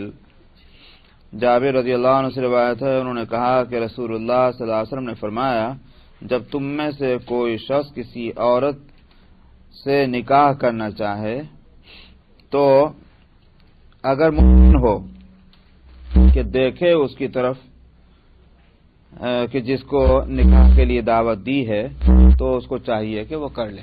اس پر میں پہلے بتا چکا ہوں، اس لیے مزید کچھ کہنا نہیں ہے. عن المغیرہ ابن شعبہ قال خطبت امرأة فقال لي رسول اللہ صلی اللہ علیہ وسلم هل نظرت الیہا قلت لا قال فانظر الیہا فانه احرى ان یؤدم بینکما. مغیرہ ابن شعبہ رضی اللہ عنہ سے روایت ہے، انہوں نے کہا کہ میں نے ایک عورت سے نکاح کا ارادہ کیا یا منگنی کی تو مجھے رسول اللہ صلی اللہ علیہ وسلم نے فرمایا کیا تو نے اس کو دیکھا ہے؟ میں نے کہا نہیں. آپ نے فرمایا کہ اس کو دیکھ لو کیونکہ یہ زیادہ اس بات کے مناسب یا قریب ہوگا کہ تمہارے درمیان میں محبت رہے. وعن ابن مسعود قال رأى رسول الله صلى الله عليه وسلم امرأة فأعجبته فأتى سودة وهي تصنع طيبا وعندها نساء فأخلينه فقضى حاجته ثم قال أيما رجل رأى امرأة تعجبه فليقم إلى أهله فإن معها مثل الذي معها. ابن مسعود رضی اللہ عنہ سے روایت ہے، انہوں نے کہا کہ رسول اللہ صلی اللہ علیہ وسلم نے ایک عورت کو دیکھا تو آپ کے دل میں کچھ بات آئی تو آپ حضرت سودا رضی اللہ عنہ کے پاس جو آپ کی بیوی ہیں وہ آپ تشریف لائے. وہ کوئی خوشبو تیار کر رہی تھیں اور ان کے پاس کچھ عورتیں بھی تھیں تو آپ نے ان سے خلوت کی اور اپنی ضرورت پوری کی. پھر آپ نے فرمایا کہ کوئی شخص کسی عورت کو دیکھے اور اس کو پسند آ جائے تو اس کو چاہیے کہ اپنے گھر والے کے پاس چلی جائے، اپنی بیوی کے پاس چلا جائے، کیونکہ اس کے ساتھ بھی وہ چیز ہے جو اس کے ساتھ ہے تاکہ اس کے طبیعت کو سکون مل جائے. وعنہ عن النبی صلی اللہ علیہ وسلم قال المرأة عورة فإذا خرجت استشرفها الشیطان. انہی عبداللہ ابن مسعود سے روایت ہے، نبی کریم صلی اللہ علیہ وسلم سے وہ نقل کرتے ہیں، آپ نے فرمایا کہ عورت چھپنے کی چیز ہے، جب وہ نکلتی ہے تو شیطان اس کا پیچھا کرتا ہے یا شیطان اس سے آگے رہتا ہے، جو بھی دونوں میں سے ایک بھی ترجمہ کر سکتے ہیں. یعنی حاصل یہ ہے کہ اس کو اگر عورت نکلے گی تو ہزار لوگوں کی آنکھیں اٹھیں گی، ان کی طبیعتوں میں کچھ اچھے برے خیالات آئیں گے، اور ظاہر ہے کہ اچھے برے خیالات کا آنا شیطان کی طرف سے ہوتا، تو وہ سبب بن رہی ہے شیطانی خیالات کے آنے کا۔ اس لیے فرمایا کہ جب عورت نکلتی ہے جو کہ چھپنے کی چیز تھی تو شیطان اس کے پیچھے رہتا ہے۔ وعن بریدہ قال قال رسول اللہ صلی اللہ علیہ وسلم لعلی یا علی لا تتبع النظرة النظرة فإن لك الأولى وليست لك الآخرة۔ میں نے پچھلے ہفتے بتایا تھا کہ شاید وہ حدیث کہیں آگے آ رہی ہے، آ گئی ہو۔ بریدہ سے روایت ہے، انہوں نے کہا کہ رسول اللہ صلی اللہ علیہ وسلم نے حضرت علی کو فرمایا، اے علی تو ایک نظر کے پیچھے دوسری نظر مت ڈال۔ لا تتبع النظرة النظرة کے معنی یہ ہیں کہ ایک نظر پڑ جانے کے بعد دوسری نظر مت ڈالو، یہ مطلب ہے، کیونکہ پہلی نظر وہ تو تیرے حق میں ہے، مطلب یہ کہ اس کا تو کوئی گناہ نہیں ہے۔ فإن لك الأولى وليست لك الآخرة، لیکن دوسری جو ارادہ ڈالی ہے ظاہر ہے کہ وہ تم نے اپنے اختیار سے ڈالی ہے تو اس کا حق تم کو نہیں تھا۔ وعن عمرو بن شعيب عن أبي عن جدي عن النبي صلى الله عليه وسلم قال إذا زوج أحدكم عبده أمته فلا ينظرن إلى عورتها، وفي رواية فلا ينظرن إلى ما دون السرة وفوق الركبة۔ عمرو بن شعیب اپنے والد سے اور وہ ان کے والد سے نقل کرتے ہیں کہ نبی کریم صلی اللہ علیہ وسلم نے فرمایا، جب تم میں سے کوئی شخص اپنے غلام کی اپنے باندی سے شادی کرے، یعنی ایک غلام اور ایک باندی ہے، دونوں کی شادی کر رہا ہے، تب اس صورت میں اس کو ہرگز اس باندی کے بدن کے چھپے ہوئے حصے کو نہ دیکھے۔ اب یہ دوسرے کا حق ہو گیا، وہ باندی جو ہے جب اس سے شادی ہو گئی کسی کی، وہ اس کا حق بن گیا، لہذا آقا کو اس کے کسی چھپے ہوئے حصے کو نہیں دیکھنا۔ اور ایک روایت میں ہے کہ ہرگز نہ دیکھے ناف اور گھٹنے کے درمیان کا جو حصہ ہے اس میں قطن نہ دیکھے۔ حاصل وہی ہوا، یہی باندی کے لیے، باندی اور آزاد عورت کا جو سطر ہے اس میں فرق ہے۔ آزاد عورت جو ہے اس کے لیے تو پورا بدن جو ہے سوائے ہاتھ جو ہیں یہ پہنچے کے نیچے والا اور چہرہ، پیر، اس کے علاوہ بقیہ اس کا پورا بدن سطر ہے۔ لیکن باندی جو ہے وہ اس کے لیے اس سے کم حد رکھی ہے، اس کی جو ہے وہ سینے سے لے کر کے اور گھٹنوں تک کا یہ حصہ اس کا جو ہے وہ سطر بنتا ہے، تو اس لیے فرمایا کہ وہ اتنے حصے کو اس کے باندی کے نہ دیکھے۔ وعن جرحد ان النبی صلی اللہ علیہ وسلم قال اما علمت ان الفخذ عورۃ۔ جرحد سے روایت ہے کہ نبی کریم صلی اللہ علیہ وسلم نے فرمایا، یہ نام تو نیا ہے جرحد ابن خویلد، لیکن یہ صفے والوں میں تھے، اصحاب صفہ جو ہیں یہ تو وہ حضرات ہیں کہ جو اپنی زندگیاں انہوں نے اسی کام پہ لگا دی تھیں، نبی کریم صلی اللہ علیہ وسلم کے شاگرد بننے اور حدیث کا اور دین کا سیکھنے کے لیے، یہ ان میں آتے ہیں۔ تو جرحد سے روایت ہے کہ نبی کریم صلی اللہ علیہ وسلم نے فرمایا، کیا تمہیں معلوم ہے کہ ران جو ہے یہ چھپانے کی چیز ہے؟ تو معلوم ہوا کہ ایک مرد کا جو سطر ہے وہ ہے ناف سے لے کر کے اور گھٹنے تک، گھٹنے سے اوپر کا حصہ جو ہے وہ نہیں کھلنا چاہیے۔ البتہ شوافے اور حنفیہ میں اختلاف ہے، شوافے جو ہیں وہ گھٹنے کو خارج مانتے ہیں، حنفیہ گھٹنے کو داخل مانتے ہیں۔ تو وہ ایک اصول فقہ کی ایک بحث ہے کہ جب لفظ الہ جس کے اردو میں تک اور انگلش میں ٹو کے معنی میں آتا ہے الہ، تو اب سوال یہ ہے کہ الہ کا جو وہ حد ہے وہ حد اس میں داخل ہے یا خارج ہے، وہ ایک بحث ہے فنی، اس وجہ سے شوافے جو ہیں وہ اس کے قائل ہیں کہ وہ خارج ہے۔ مثلا میں کہوں کہ میں ڈاؤن ٹاؤن تک گیا تو اس کے معنی یہ ہیں کہ ڈاؤن ٹاؤن کے اس طرف تک گیا یا ڈاؤن ٹاؤن کے ادھر تک گیا، یہ ایک مسئلہ ہے۔ تو شوافے جو ہیں وہ خارج مانتے ہیں اور حنفیہ داخل مانتے ہیں، اس لیے حنفیہ کے نزدیک گھٹنا جو ہے وہ داخل ہے اس حصے کے کہ جس کا چھپانا ہے۔ اس لیے جو لوگ انڈر ویئر پہنے پھرتے ہیں چاہے گھر میں کیوں نہ ہو، سوائے اس کے کہ بھئی اگر خالی بیوی ہے تو الگ ہے، لیکن یہ کہ بالغ بچے ہوں یا بھائی اور بہنیں ہوں، ماں باپ ہوں وغیرہ وغیرہ، تو بالکل جائز نہیں انڈر ویئر پہنے پھرنا کہ جس سے کہ گھٹنا اور ران کا کچھ حصہ کھل جائے۔ نبی کریم صلی اللہ علیہ وسلم نے فرمایا کہ یہ چھپانے کی چیز ہے، کہیں بھی ہو۔ اس لیے وہ ایسا وہ پہننا جانا چاہیے کہ جس سے گھٹنے چھپ جائیں، اس کے علاوہ نہیں، وہ تو چھپانا ہے. اچھا. وعن علی ان رسول اللہ صلی اللہ علیہ وسلم قال له یا علی لا تبرز فخذك ولا تنظر الى فخذ حي ولا میت. حضرت علی رضی اللہ عنہ سے روایت ہے، انہوں نے کہا کہ رسول اللہ صلی اللہ علیہ وسلم نے فرمایا ان کو کہ اے علی تو اپنی ران کو نہ ظاہر کر، نہ کھلا رکھ، اور نہ کسی زندہ یا مردہ کی ران کو دیکھ. معلوم ہوا کہ جیسے اپنے سطر کو بھی چھپانا، دوسرے کی سطر کو بھی چھپا رکھنا. تو اگر کھل گیا بل پر تو آپ نہ دیکھیں اس کو. ہو سکتا ہے کہ بھئی ہوا میں کسی وجہ سو رہا ہے، کھل گیا، آپ نہ دیکھیں اس کو، دیکھے بغیر اس کو ڈھک دیں. پہلی نظر تو خیر ہر صورت میں معاف ہے، لیکن مردہ کے لیے بھی آپ نے فرمایا، اس لیے کہ وہ سطر ہے. وعن ابن عمر قال قال رسول الله صلى الله عليه وسلم إياكم والتعري فإن معكم من لا يفارقكم إلا عند الغائط وحين يفضي الرجل إلى أهله فاستحيوهم وأكرموهم.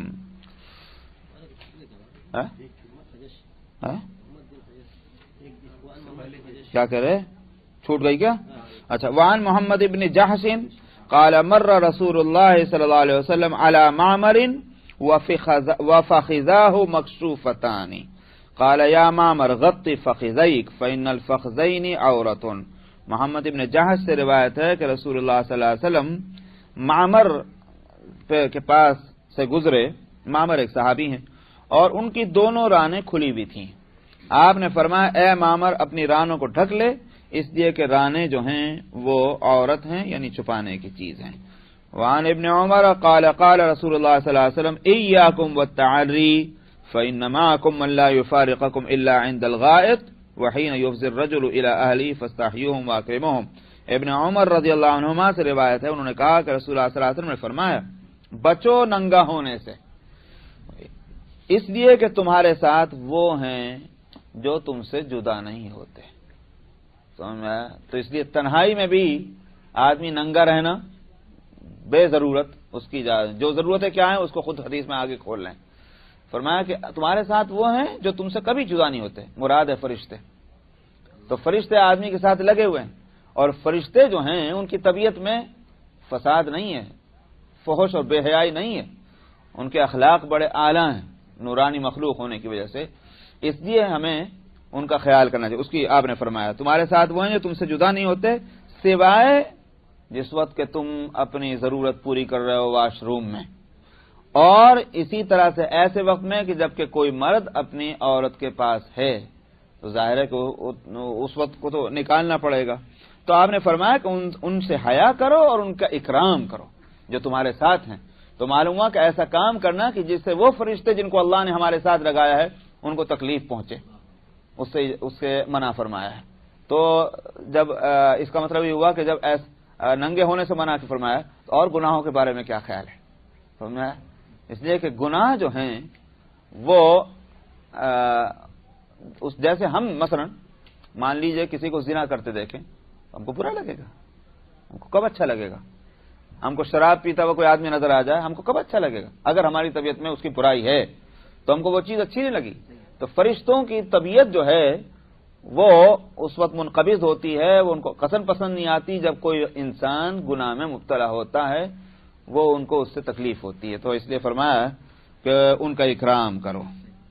وعن ام سلمۃ انها كانت عند رسول الله صلی اللہ علیہ وسلم وميمونة اذ اقبل ابن ام مکتوم فدخل عليه فقال رسول الله صلی اللہ علیہ وسلم احتجبا منه فقلت يا رسول الله أليس هو أعمى لا يبصرنا فقال رسول الله صلی اللہ علیہ وسلم أفأميابان أنتما ألستما تبصرانه.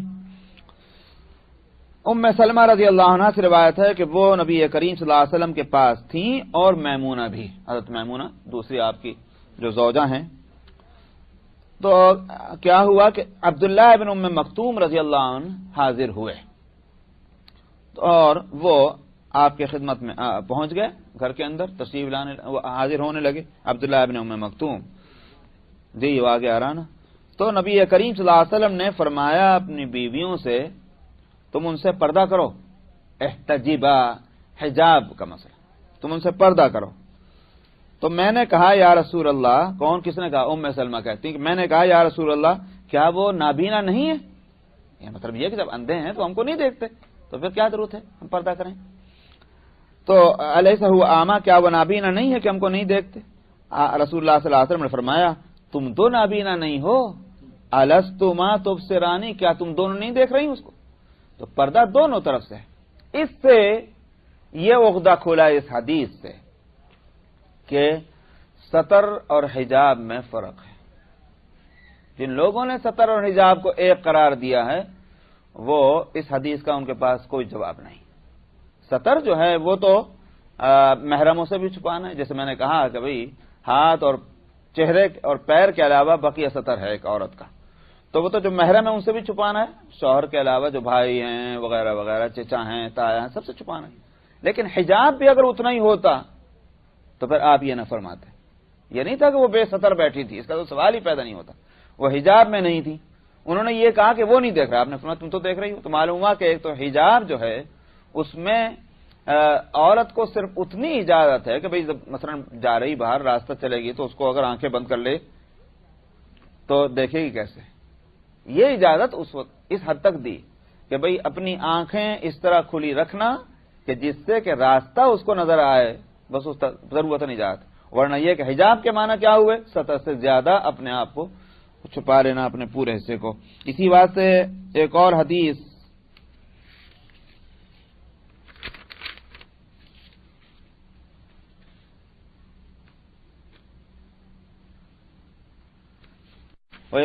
ہے حضرت عائشہ رضی اللہ عنہ کی، حجۃ الوداع میں کہیں ہے، ہو سکتا ہے وہاں گزر گئی ہو، خیال نہیں، اور وہ یہ کہ حضرت عائشہ رضی اللہ عنہ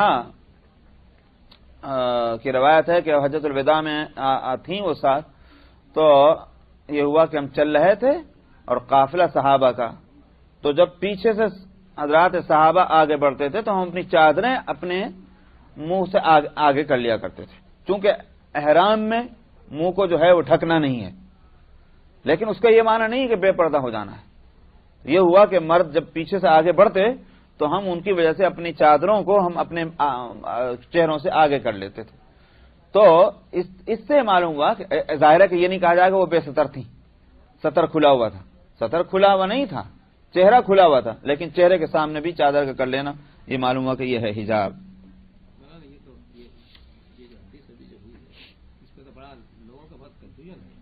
حدیث و سامنے کنفیوژن کیا رہ گیا بھائی؟ بحث جو ہوتی ہے یہاں پردے اور حجاب کے متعلق یہی ہوتی ہے۔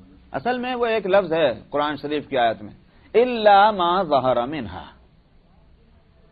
الا ما ظہر، جو سوائے اس حصے کے جو کہ ظاہر ہو جائے۔ اس میں ایک قول ابن عباس رضی اللہ عنہما کا ملتا ہے، الا ما ظہر منہا کے مطلب کہ جو مگر وہ حصہ کہ جو کھل جائے، خود سے کھل جائے، یہ ظاہر ہو جائے۔ ابن عباس یہ قول ملتا ہے کہ اس سے مراد ہے ہاتھ اور چہرہ۔ اس کو سب لوگوں نے، جو لوگ جو ستر اور حجاب کو ایک کہتے ہیں، انہوں نے کہا کہ دیکھو یہ ایک روایت مل گئی ہے، لہذا چہرہ اور ہاتھ جو ہے وہ اس میں داخل نہیں۔ کہتا ہوں کہ بھئی ایک ابن عباس کا قول ہے، یہ جو احادیث مرفوع ان کو کیا کہیں گے؟ خدا جانے کس زمانے کا قول ہوگا ابن عباس رضی اللہ عنہ کا۔ پردہ ایک دم تھوڑی آیا، سن 5 ہجری سے پردے کے احکام نازل ہوئے، اس سے پہلے پردے کے احکام نہیں تھے۔ اسی لیے خود آپ کے گھر میں صحابہ آتے جاتے تھے اس سے پہلے، کیونکہ پردے کا حکم تھا ہی نہیں۔ اب اگر اس وقت کی روایتوں کو لیا جائے تو ظاہر ہے کہ مسئلہ بڑا ٹیڑھا ہے۔ اس لیے یہ حدیث یہ تو نہیں ہوگا کہ پہلے پردے کا حکم تھا بعد میں پردے کا حکم منسوخ ہو گیا، اس کا کوئی قائل نہیں ہے، اس کا کوئی قائل نہیں۔ معلوم ہوا کہ پردے والی روایتیں جو ہیں ان کو بعد کی ماننی پڑیں گی، اور وہ واقعات یا وہ روایتیں جس سے یہ معلوم ہو رہا ہے کہ پردہ نہیں ہوا ایک دوسرے کے سامنے آئے، ان کو پہلے کا ماننا پڑے گا۔ اس لیے جب یہ حدیثیں موجود ہیں تو الا ما ظہر منہا کا ترجمہ کے مطلب جو لینا پڑے گا وہ ان حدیثوں کو سامنے رکھ کر لینا پڑے گا۔ اسی لیے جو فقہا دوسرے مفسرین بات کہتے ہیں کہ اس سے مراد یہ ہے کہ مثال کے طور پر ایک نے چادر میں اپنے آپ کو لپیٹ رکھا ہے، لیکن چلتے ہوئے ہوا سے چلنے سے کسی وجہ سے بھی ہاتھ باہر آ گیا، چہرہ کا کچھ اوپر سے کھل گیا کسی وجہ سے، تو یہ ہے الا ما ظہر۔ تو اس کا مطلب کیا ہوا؟ اس صورت میں گناہ نہیں ہوا کیونکہ اختیار سے نہیں ہوا ہے. یہ ہے بات دوسرے حضرات کا کہنا. اس کو چھوڑ کر کے صرف ایک ابن عباس کے قول کو لیتے ہیں اور اس سے مسئلہ نکالتے ہیں. بہت اچھا جی.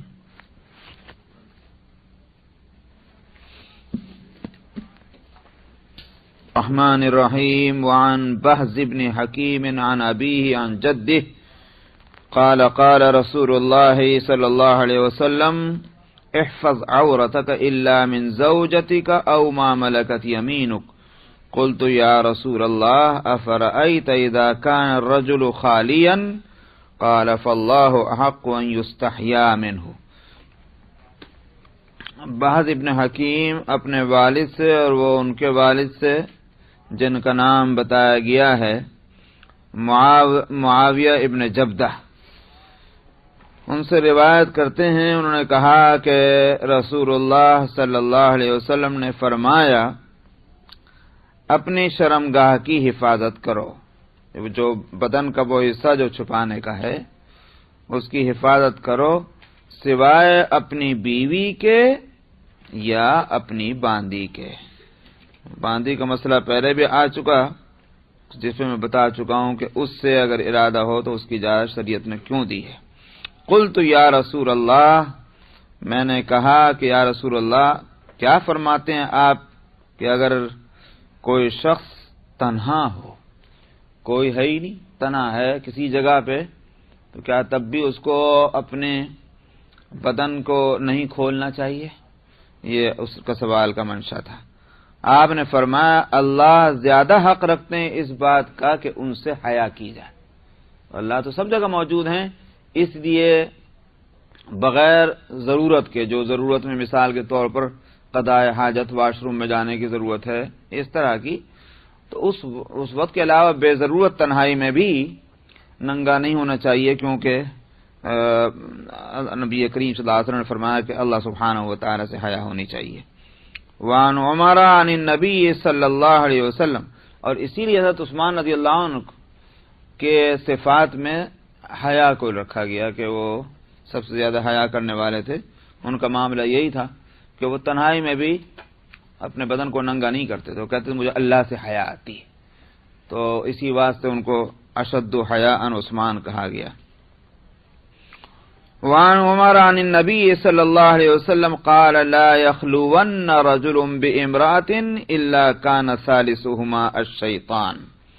حضرت عمر سے روایت ہے کہ نبی کریم صلی اللہ علیہ وسلم نے فرمایا کوئی مرد کسی عورت سے، مراد اس سے اجنبی عورت ہے، کسی اجنبی عورت کے ساتھ خلوت میں نہ رہے. اگر ایسا ہوا تو ان میں کا تیسرا آدمی کیا ہوگا؟ وہ شیطان ہوگا. تیسرا فرد ان میں شیطان ہوگا. دو جب ہیں تو شیطان تو کوشش کرتا ہے کہ آدمی گناہ میں مبتلا ہو، اور بھی کچھ نہیں تو ادنا درجہ یہ ہوگا کہ خیالات میں خرابی پیدا کر دے گا اگر عمل میں نہیں آئی تو.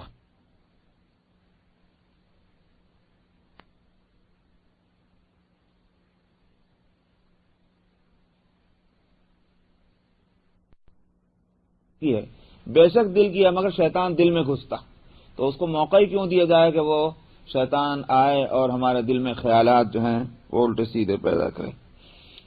وعن جابر عن النبی صلی اللہ علیہ وسلم قال لا تلجوا على المغیبات فإن الشیطان یجری من احدکم مجرى الدم. قلنا ومنك یا رسول اللہ قال ومنی ولكن اللہ اعاننی علیہ فاسلم. جابر رضی اللہ عنہ سے روایت ہے، وہ نبی کریم صلی اللہ علیہ وسلم سے نقل کرتے ہیں، آپ نے فرمایا تم مغیبات پہ مت داخل ہو. مغیبات مغیبتن کی جمع ہے، وہ عورت کہ جن کا شوہر موجود نہیں ہے، چلا گیا، وہ کہیں سفر میں گیا ہوا ہے، گھر میں موجود نہیں، مطلب یہ گھر میں موجود نہیں ہے تو وہ عورت مغیبہ ہے، یعنی وہ عورت کہ جس سے اس کا شوہر اس وقت غائب ہے، جس کے پاس. تو تم مغیبات پہ نہ داخل ہو، اس لیے کہ شیطان تم میں سے کسی کے بھی بدن میں اس طرح سے دوڑتا ہے جیسے کہ خون دوڑتا ہے. رگ و ریشے میں خون دوڑے، اللہ نے وہ طاقت شیطان کو دی کہ انسان کے بدن کے اندر اس طرح دوڑ لگائے جیسے خون دوڑ رہا ہے. تو تب اس صورت میں اس سے بچنا کتنا مشکل ہوگا. بدن کے کسی بھی حصے میں وہ اپنا اثر دکھلائے۔ ہم نے عرض کیا یا رسول اللہ اور آپ کے بھی، یعنی آپ کی کیا حالت ہے؟ تو ہر انسان کے بدن میں اگر شیطان اس طرح دوڑتا ہے، اس طرح سرایت کرتا ہے، اس طرح دخل دیتا ہے، تو آپ کی کیا حالت ہے؟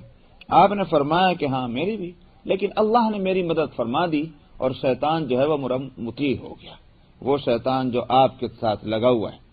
تو اللہ اس کے مراد وہ نہیں کہ جس کا نام ابلیس ہے، اس سے مراد ہے کہ جس کو قرین کہا گیا۔ اللہ نے ہر ایک کے ساتھ ایک لگا رکھا ہے، سمجھا؟ وہ شیطان کی ذریت تو ہر ایک کے ساتھ لگی ہوئی ہے، اور وہ بالکل انڈیویجولی یہ فلاں کے ساتھ، یہ فلاں کے ساتھ، یہ فلاں کے ساتھ، اس کو قرین کہا گیا۔ قرین اسی لیے کہتے ہیں کہ وہ ہر وقت لگا رہتا ہے، اس کو اتنی طاقت ملی ہوئی ہے کہ وہ بدن کے اندر اس طرح دوڑے جس طرح خون دوڑتا ہے۔ تو نبی کریم صلی اللہ علیہ وسلم کے ساتھ بھی قرین تھا، لیکن آپ نے فرمایا کہ اللہ نے مدد کی، وہ میرا مطیع فرما بردار ہو گیا۔ اسلمہ کا لفظ ہے، یہ تو مسلمان ہو گیا کہ یہ فرما بردار ہو گیا، دونوں بھی نبی کی فرما برداری بھی تو اسلامی ہے، اس واسطے تو مطیع ہو گیا۔ تو معلوم ہوا کہ ہر ایک کے ساتھ، لہذا یہ سمجھ لینا کہ نہیں یہ سب ہم اصل تو دل کی بات ہے، دل ہمارا قابو میں ہے، نبی سے پڑھ گئے، سمجھ میں نبی سے تو نہیں پڑھیں گے۔ تو اس واسطے شیطان کو پورا جو ہے، جب اللہ نے قدرت دی ہے تو ہمیں وہ موقع نہیں دینے چاہیے کہ جس میں شیطان آ کر کے دو میں سے کسی کے بھی ایک خیال، اچھا چلیے مان لیجئے میں کہوں صاحب میرا دل تو قابو میں ہے، دوسرے کا سمجھ میں اس کا دل بھی قابو ہی میں، اس لیے موقع ہی نہیں دینا چاہیے۔ وعن انس ان النبي صلى الله عليه وسلم اتى فاطمة بعبد قد وهبه لها وعلى فاطمة ثوب اذا قنعت به رأسها لم يبلغ رجليها واذا غطت به رجليها لم يبلغ رأسها فلما رأى رسول الله صلى الله عليه وسلم ما تلقى قال انه ليس عليك بأس انما هو ابوك وغلامك۔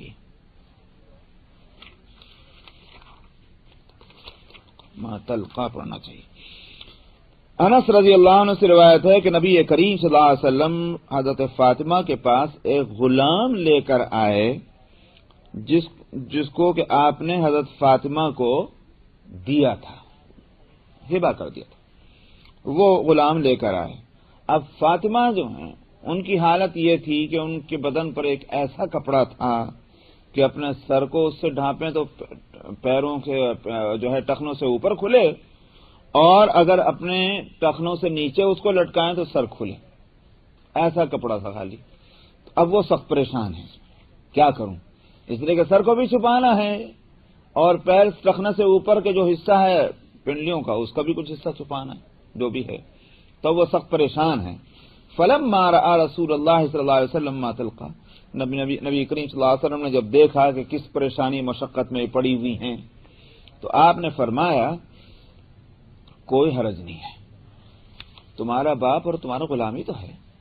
اس سے معلوم ہوا کہ باپ اور غلام جو ہے اس کے سامنے وہ حصہ جو کھولا جا سکتا ہے جس کے کھولنے کی اس وقت مجبوری ہے، یہ ہے مطلب، یہ مطلب نہیں صدر کھول سکتے، بلکہ یہ کہ جو وہ الا ما ظہر منہا جو قرآن شریف میں آیا ہے یہاں اس کے مطابق ہوگا کہ جو بدن کا حصہ خود کھل ہی جائے تو تب اس صورت میں مجبوری۔ اسی لیے گھر میں جہاں باپ ہیں، چچا ہیں، بیٹے ہیں، اگر بالغ ہیں، وہاں اگر سر کھل جائے عورت کا کوئی بات نہیں، مطلب یہ کہ چھپائے لیکن یہ کہ کھل جائے تو کوئی حرج نہیں، اس لیے کہ یہ الا ما ظہر میں آ جائے گا کہ اتنی شدت نہ ہو کہ صاحب بال بھی اس کا کہیں نہیں کھل جائے تو معلوم ہوا کہ صاحب وہ سخت گنہگار ہو جائے، کیونکہ اس سے بچنا مشکل ہے۔ ہاں جن حصوں کو اپنے اختیار سے بسہولت چھپایا جا سکتا ہے ان کو کھولنا وہ غلط ہوگا۔ الفصل الثالث عن ام سلمة ان النبي صلى الله عليه وسلم كان عندها وفي البيت مخنث فقال لعبد الله بن ابي اميه اخي ام سلمة يا عبد الله ان فتح الله لكم غدا الطائف فاني ادلك على ابنة غيلان فانها تقبل ب40 وتدبر ب8 فقال النبي صلى الله عليه وسلم لا يدخلن هؤلاء عليكم۔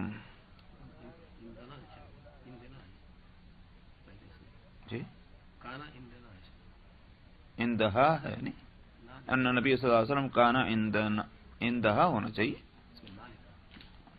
ترجمہ میں کیا لکھا؟ ان کے پاس اندہا ہے. ہاں وہ غلط لکھا ہوا ہے. اندہا کا لفظ ہے نا، وہ غلطی ہو گئی. ام سلمہ رضی اللہ عنہا سے روایت ہے کہ نبی کریم صلی اللہ علیہ وسلم حضرت ام سلمہ کے پاس تھے اور گھر میں ایک مخنث تھا. مخنث جو ہے اس کو کہتے ہیں کہ جو نہ مرد نہ عورت، اور بلکہ عورتوں کا ڈھنگ اختیار کیے ہوئے ہو. اب اگر دو طرح سے ہیں، آگے چونکہ حدیث آئے گی اس لیے پہلے بتا دوں، دو قسم کے ہوتے ہیں. ایک تو یہ ہے کہ بھئی قدرتی ہے. اب قدرتی تو اس میں بیچارہ معذور ہے، وہ کیا کرے گا. ایک صورت یہ ہے کہ قدرتی نہیں ہے بلکہ بتکلف اور بالارادہ جو ہے اس نے عورتوں کا ڈھنگ اختیار کیا ہوا ہے. سمجھ میں آیا؟ یہاں جو بات ہو رہی ہے وہ اسی سے کے تعلق سے ہو رہی ہے. تو گھر میں ایک مخنث تھا، انگلش میں اس کو گیس کہتے ہیں نہیں. فقال علی عبداللہ ابن ابی امیہ، تو آپ نے عبداللہ ابن ابو امیہ جو ام سلمہ کے بھائی ہیں، وہ بھی وہیں موجود ہوں گے اپنی بہن کے پاس، تو فرمایا کہ اے عبداللہ اگر اللہ نے کل کو طائف فتح کرا دیا تو میں تجھے بتلاؤں گا ابنت غیلان کے بارے میں. ابنت غیلان کو طائف میں رہی ہوگی اور یا ہوگا، جو بھی آپ بولیے، یہ وہی تھا مخنث. اس کا نام بتلایا گیا ہے بادیہ. تو فرمایا کہ میں تمہیں وہاں بتلاؤں گا. اس کی حالت یہ ہے کہ وہ آگے سے تو اس کے 4 ہیں اور پیچھے سے اس کے 8 ہیں. مطلب یہ ہے کہ اس کا اٹکنا مٹکنا، اس طرف اشارہ تھا. یہ 4 اور 8 کا مطلب کیا تھا؟ حاصل اس کا یہ تھا کہ بدن میں یہ پیٹ پہ چربیاں آ جانے سے، فیٹ بڑھ جانے سے اس میں وہ پڑ جاتی ہے نا، کیا بولتے ہیں، بل پڑ جاتے ہیں. بل پڑ جاتے ہیں. بدن اگر کیسا بھی ہو، لیکن آدمی اگر کپڑے ٹھیک سے پہنے تو پیٹ کے بل کہاں سے نظر آئیں گے؟ سمجھ میں آیا؟ ظاہر. اور یہ ڈھیلے ڈھالے کپڑے کون پہنے گا؟ جس میں شرم ہو. بتانا یہ ہے کہ اس کی بے شرمی کا عالم یہ ہے کہ وہ ایسے لباس پہنتا ہے وہ کہ آگے سے 4 اور پیچھے سے 8 نظر آتے ہیں. یعنی وہ جو اس کے بل ہیں وہ پورے یہاں سے بھی نظر آتے ہیں اور یہاں سے بھی نظر آتے ہیں. تو اس کا مطلب کیا ہوا کہ وہ اپنی نمائش کرتا ہے، بے حیائی جس کو کہتے ہیں. آپ اس سے سمجھ لیجئے کہ آج ہم لوگوں کے کیا حالت ہے. سمجھ میں آیا؟ وہ تو مخنث کا حال تھا. سمجھ میں آیا؟ آج ہم لوگوں کی حالت کیا ہے؟ ایسا لباس پہنیں گے کہ وہ لباس بدن کو چھپانے کے لیے نہیں، بلکہ بدن کے جو عیب تھے ان کو چھپانے کے واسطے، بدن کے حسن کو چھپانے کے لیے نہیں، عیب کو چھپانے کے لیے، تو اور زیادہ خوشنما بنانے کے واسطے. تو غلط ہے. قرآن شریف میں جو لباس کی غرض بتلائی گئی ہے، یواری سوآتکم وریشا، اللہ نے لباس اتارا تاکہ تم اپنے بدن کو چھپاؤ، موسموں سے بچاؤ، موسموں کی شدت سے. یہ غرض تھی. وہ چھپا کہاں؟ وہ تو اور کھل گیا. تو اس لیے آپ نے اس کے لیے بہت ہی گویا یوں کہ یہ ایسے الفاظ استعمال فرمائے کہ جس سے خود بخود سننے والے کو ایک اس کی برائی سامنے آ جائے، اس انداز میں کہ فرمایا سامنے سے 4 پیچھے سے 8. تو یہ اس کے لیے. اور آپ نے اس کے بعد فرمایا کہ یہ تمہارے یہاں ہرگز نہ داخل ہوا کرے. منع فرما دیا کہ یہ گیس جو ہیں یہ گھروں کے اندر نہ آیا کریں عورتوں کے پاس. تو اس سے پہلے وہ آ کے بیٹھ جایا کرتے ہوں گے کہ بھئی ٹھیک ہے عورتوں میں بھی ہے، تو وہ عورتوں کے اپنے کپڑے پہنے، عورتوں کی طرح مٹکتے ہوئے عورتوں میں جا کے بیٹھ گئے. تو پہلے تو اجازت تھی، مگر نبی کریم صلی اللہ علیہ وسلم نے جب ایک مخنث کی گویا یوں کہیے کہ ہاتھوں کو نچانا اور آنکھوں کے اشارے اور مٹکنا جو دیکھا، فرمایا خطرناک ہے، ان کو عورتوں کے پاس نہیں آنا چاہیے. اس کو منع فرما دیا. لا يدخلن، نہ داخل ہوا کریں یہ تمہارے اوپر، تمہارے پاس. وعن المسور ابن مخرمہ قال حملت حجرا ثقيلا فبينا انا امشي سقط عني ثوبي فلم استطع اخذه فرآني رسول الله صلى الله عليه وسلم فقال لي خذ عليك ثوبك ولا تمشوا عراتا. مسور ابن مخرمہ سے روایت ہے، انہوں نے کہا کہ میں ایک بہت بھاری پتھر اٹھائے ہوئے تھا. اس دوران کہ میں چل رہا تھا، وہ بھاری پتھر لے جانے میں کیا ہوا کہ وہ کپڑا کھل گیا بدن سے، اور تو وہ کہنے لگا کہ میرے لیے مشکل ہو گیا کہ میں اس کپڑوں کو سنبھالوں، تو اس طرح سے ننگے ہو گئے۔ نبی کریم صلی اللہ علیہ وسلم نے مجھے دیکھا، آپ نے فرمایا اپنا کپڑا سنبھالو اور ننگے نہ مت چلا کرو۔ اس سے معلوم ہوا کہ بدن کا ذرا ننگا ہونا کسی حالت میں بھی نبی کریم صلی اللہ علیہ وسلم کو پسند نہیں تھا۔ وعن عائشة قالت ما نظرت او ما رأيت فرج رسول اللہ صلی اللہ علیہ وسلم قط۔ عائشہ کہتی ہیں کہ میں نے نبی کریم صلی اللہ علیہ وسلم کی شرمگاہ کو کبھی بھی نہیں دیکھا۔ تو اس کا مطلب کیا ہوا کہ دونوں طرف جو ہے وہ حیا اور شرم کہ شوہر اور بیوی بھی، اس کا مطلب یہ دیکھ لینا جائز تو ہے مگر پسندیدہ نہیں ہے۔ وعن ابی امامۃ عن النبی صلی اللہ علیہ وسلم قال ما من مسلم ينظر الى محاسن امرأة اول مرة ثم يغض بصره الا احدث الله عبادة يجد حلاوتها۔ ابو امامہ سے روایت ہے، وہ نبی کریم صلی اللہ علیہ وسلم سے نقل کرتے ہیں کہ آپ نے فرمایا کوئی مسلمان جب کسی عورت کی خوبصورتی کو دیکھے پہلی مرتبہ اور پھر وہ اپنی نظر کو پھیر لے، نیچی نظر کر لے، کیوں؟ اس لیے کہ تاکہ پہلی نظر تو پڑ گئی مگر دوسری نظر میں فتنہ ہے، تو اپنی نظر کو بجائے اس کے لوٹا کر اس کی خوبصورتیوں پر نظر اچھی طرح سے گاڑ دے بلکہ اپنی نظروں کو نیچا کر لے۔ فرمایا اللہ اس کو ایک ایسی عبادت کی توفیق دے گا کہ جس کی حلاوت اس کو محسوس ہوگی، یعنی مطلب یہ ہے کہ عبادتوں میں اس کو مزہ آنے لگ جائے گا۔ اللہ سبحانہ و تعالی اس کی اس حیا اور اس شرم کی پاسداری کرتے ہوئے اس کو دنیا میں یہ جزا دیں گے۔ آخرت میں تو ہے ہی جزا، مگر دنیا میں یہ جزا کہ عبادت کا مزہ آنے لگ جائے۔ واقع مومن کو اس سے زیادہ مزیدار اور کوئی چیز نہیں۔ وعن الحسن مرسلا قال بلغنی ان رسول اللہ صلی اللہ علیہ وسلم قال لعن اللہ الناظر والمنظور الیہ۔ حسن سے روایت ہے مرسلن کا مطلب یہ ہے کہ بیچ میں صحابی کا نام نہیں ہے۔ انہوں نے کہا کہ مجھ تک یہ بات پہنچی ہے کہ رسول اللہ صلی اللہ علیہ وسلم نے فرمایا لعنت ہے اللہ کی دیکھنے والے پر بھی اور منظور الیہ، یعنی جس کو دیکھا جا رہا ہے۔ جس کو دیکھا جا رہا ہے کا مطلب کیا ہو؟ دیکھنے والے پر تو سمجھ میں آ گئی، دیکھنے والا جو ہے اس پر اللہ کی لعنت، لیکن جس کو دیکھا جا رہا ہے اس پر بھی لعنت۔ کیوں؟ اس لیے کہ اس نے اپنے آپ کو اس طرح سے سامنے لا کر رکھا ہے دیکھنے والے دیکھا کریں، اس لیے فرمایا المنظور الیہ، اس دونوں پہ لعنت۔ بس ارے بھائی یہ تو چل نہیں رہا بھائی، وہاں سے نہیں ہوگا۔ صفحہ نمبر 697 679 679 اوکے 601 کم 80 اور حدیث نمبر 2992 2992 نیا باب الولی فی النکاح۔ بسم اللہ الرحمن الرحیم۔ باب الولی فی النکاح و استئذان المرأة۔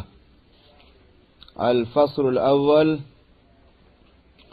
عن ابی ہریرہ قال قال رسول اللہ صلی اللہ علیہ وسلم لا تنکح الایم حتی تستأمر ولا تنکح البکر حتی تستأذن۔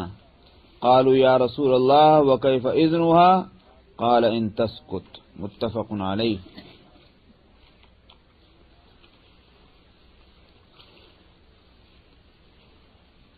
شریعت کے پیش نظر یہ بات ہے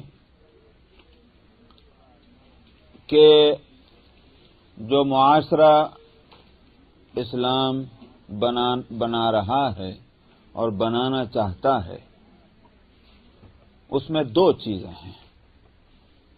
ایک تو یہ کہ شرم حیا ہے، خاص طور پر عورتوں میں زیادہ شرم و حیا کہ وہ کوئی بات اپنے دل کی کھل کر نہیں کہہ سکتے ہیں۔ ایک تو یہ۔ دوسری بات یہ کہ عورتیں شریعت کے حکم کی پابندی کرتے ہوئے وقرن فی بیوتکن، اپنے گھر میں ٹھہری رہو، تو وہ اپنے گھر میں رہ جائیں گی۔ جب اپنے گھر میں رہیں گی تو دنیا کی خبر نہیں، کون کیسا ہے، اچھا ہے کہ برا ہے، اس کی عادات اور اخلاق کیسی ہیں، نہیں پتا۔ مردوں کا معاملہ ان سے مختلف، مردوں کا تو کام باہر ہی جانے کا ہے، لوگوں کو دیکھنے کا ہے، سمجھنے کا ہے، اسی واسطے ان میں عورتوں کے بنسبت کم شرم ہوتی ہے۔ شرم تو بہت اچھی چیز ہے، ایمان کا جز ہے، لیکن کمپیئر کرتے ہوئے تب ان دونوں باتوں کو پیش نظر رکھتے ہوئے شریعت نے اس بات کو ضروری سمجھا کہ کنواری لڑکی جس کی پہل شادی ہو رہی ہے 9 عمری میں، ایک تو اس کو عام عورتوں سے زیادہ شرم ہوگی، دوسری بات یہ ہے کہ ابھی اس نے دنیا دیکھی نہیں، لوگوں کا تجربہ نہیں ہے، تو وہ اپنے تعلق سے فیصلہ کرنے میں غلطی کر جائے گی۔ اس لیے کیا رکھا ہے کہ ولی کا مسئلہ رکھا ہے کہ ولی کا ہونا ضروری ہے اس کے نکاح کا فیصلہ کرنے کے واسطے، مگر 2 چیزیں، کیونکہ ولی کو تو اس لیے جوڑا کہ ولی اس کا خیر خواہ ہے، اس کا ہمدرد ہے، اس کے معاملات کا ذمہ دار ہے، وہ اس کے فلاح اور بہبود اور بہتری کا خیال کر کے فیصلہ کرے گا، مگر اس کو بھی تو آنکھوں پہ پٹی باندھ کے نہیں جانا ہے۔ تو شریعت نے یہ رکھا ہے کہ اس کو بھی اس سے بھی پوچھنا ہے، لڑکی سے بھی پوچھنا ہے، اور فیصلہ جو ہے وہ ولی کو کرنا ہے۔ ولی اگر اعتراض کرے، ایک کنڈیشن ہے اس میں، تو اس اعتراض کو مانا جائے گا۔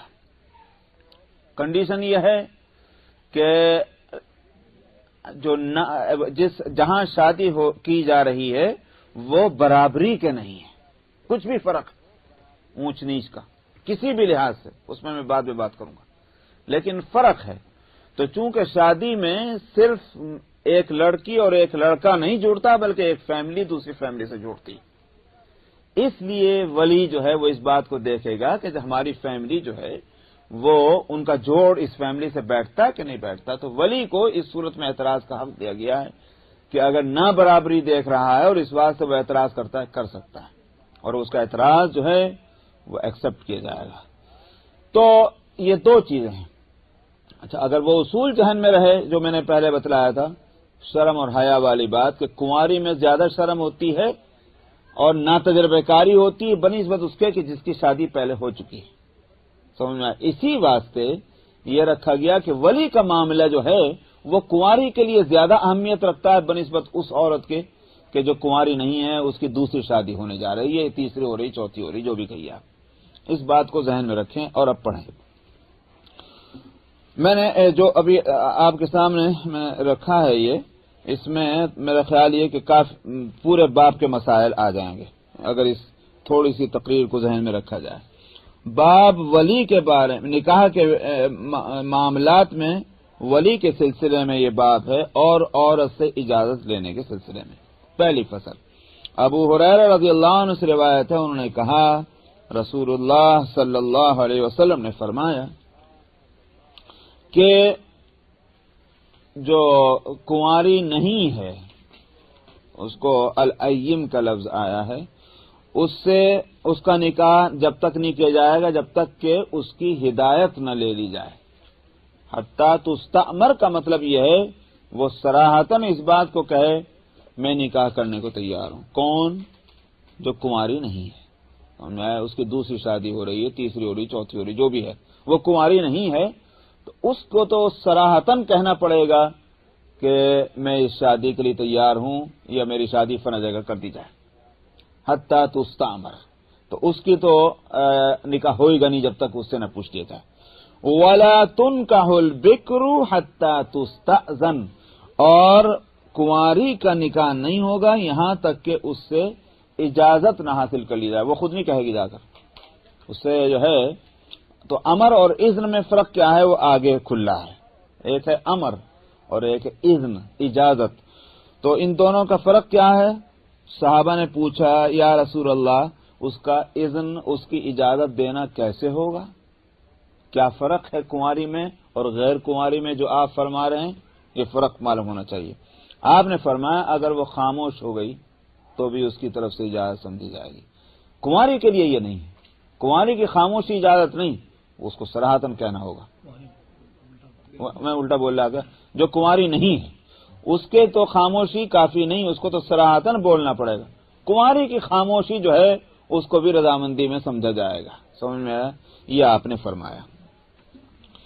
وعن ابن عباس ان النبي صلی اللہ علیہ وسلم قال الأيم أحق بنفسها من وليها والبكر تستأذن في نفسها وإذنها سماتها.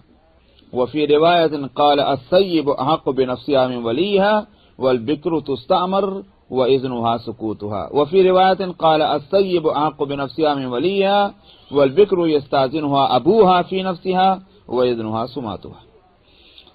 ابن عباس رضی اللہ عنہما سے روایت ہے کہ نبی کریم صلی اللہ علیہ وسلم نے فرمایا کہ وہ عورت کے جو کنواری نہیں ہے وہ زیادہ حق رکھتی ہے اپنے جان کے معاملے میں اپنے ولی سے.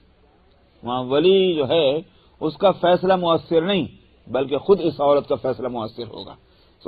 اور جہاں تک کنواری کا تعلق ہے اس کے لیے فرمایا کہ اس سے اجازت لی جائے گی اس کے اپنے معاملے کے اندر، صرف اس سے اجازت لی جائے گی. اور اس کی اجازت کے بارے میں فرمایا اس کی اجازت جو ہے وہ خاموش رہنا ہی، خاموش ہے بس اجازت. اور ایک روایت میں ہے کہ السیب، وہاں الائم کا لفظ ہے، یہاں سیب ایک ہی معنی، سیب بھی اسی کو کہتے ہیں جو کنواری نہ ہو. تو سیب زیادہ حقدار ہے اپنے جان کے معاملے میں اپنے ولی کی بنسبت. اس کا مطلب کیا ہوا؟ ولی کو اعتراض کا حق نہیں، یہ مطلب کہ جو سیبہ ہے کنواری نہیں ہے وہ اپنا فیصلہ خود کر سکتی ہے. اس نے بہرحال ایک تجربہ کر لیا ہے. اب تجربہ کر لیا تو اس سے دو باتیں سامنے آئیں.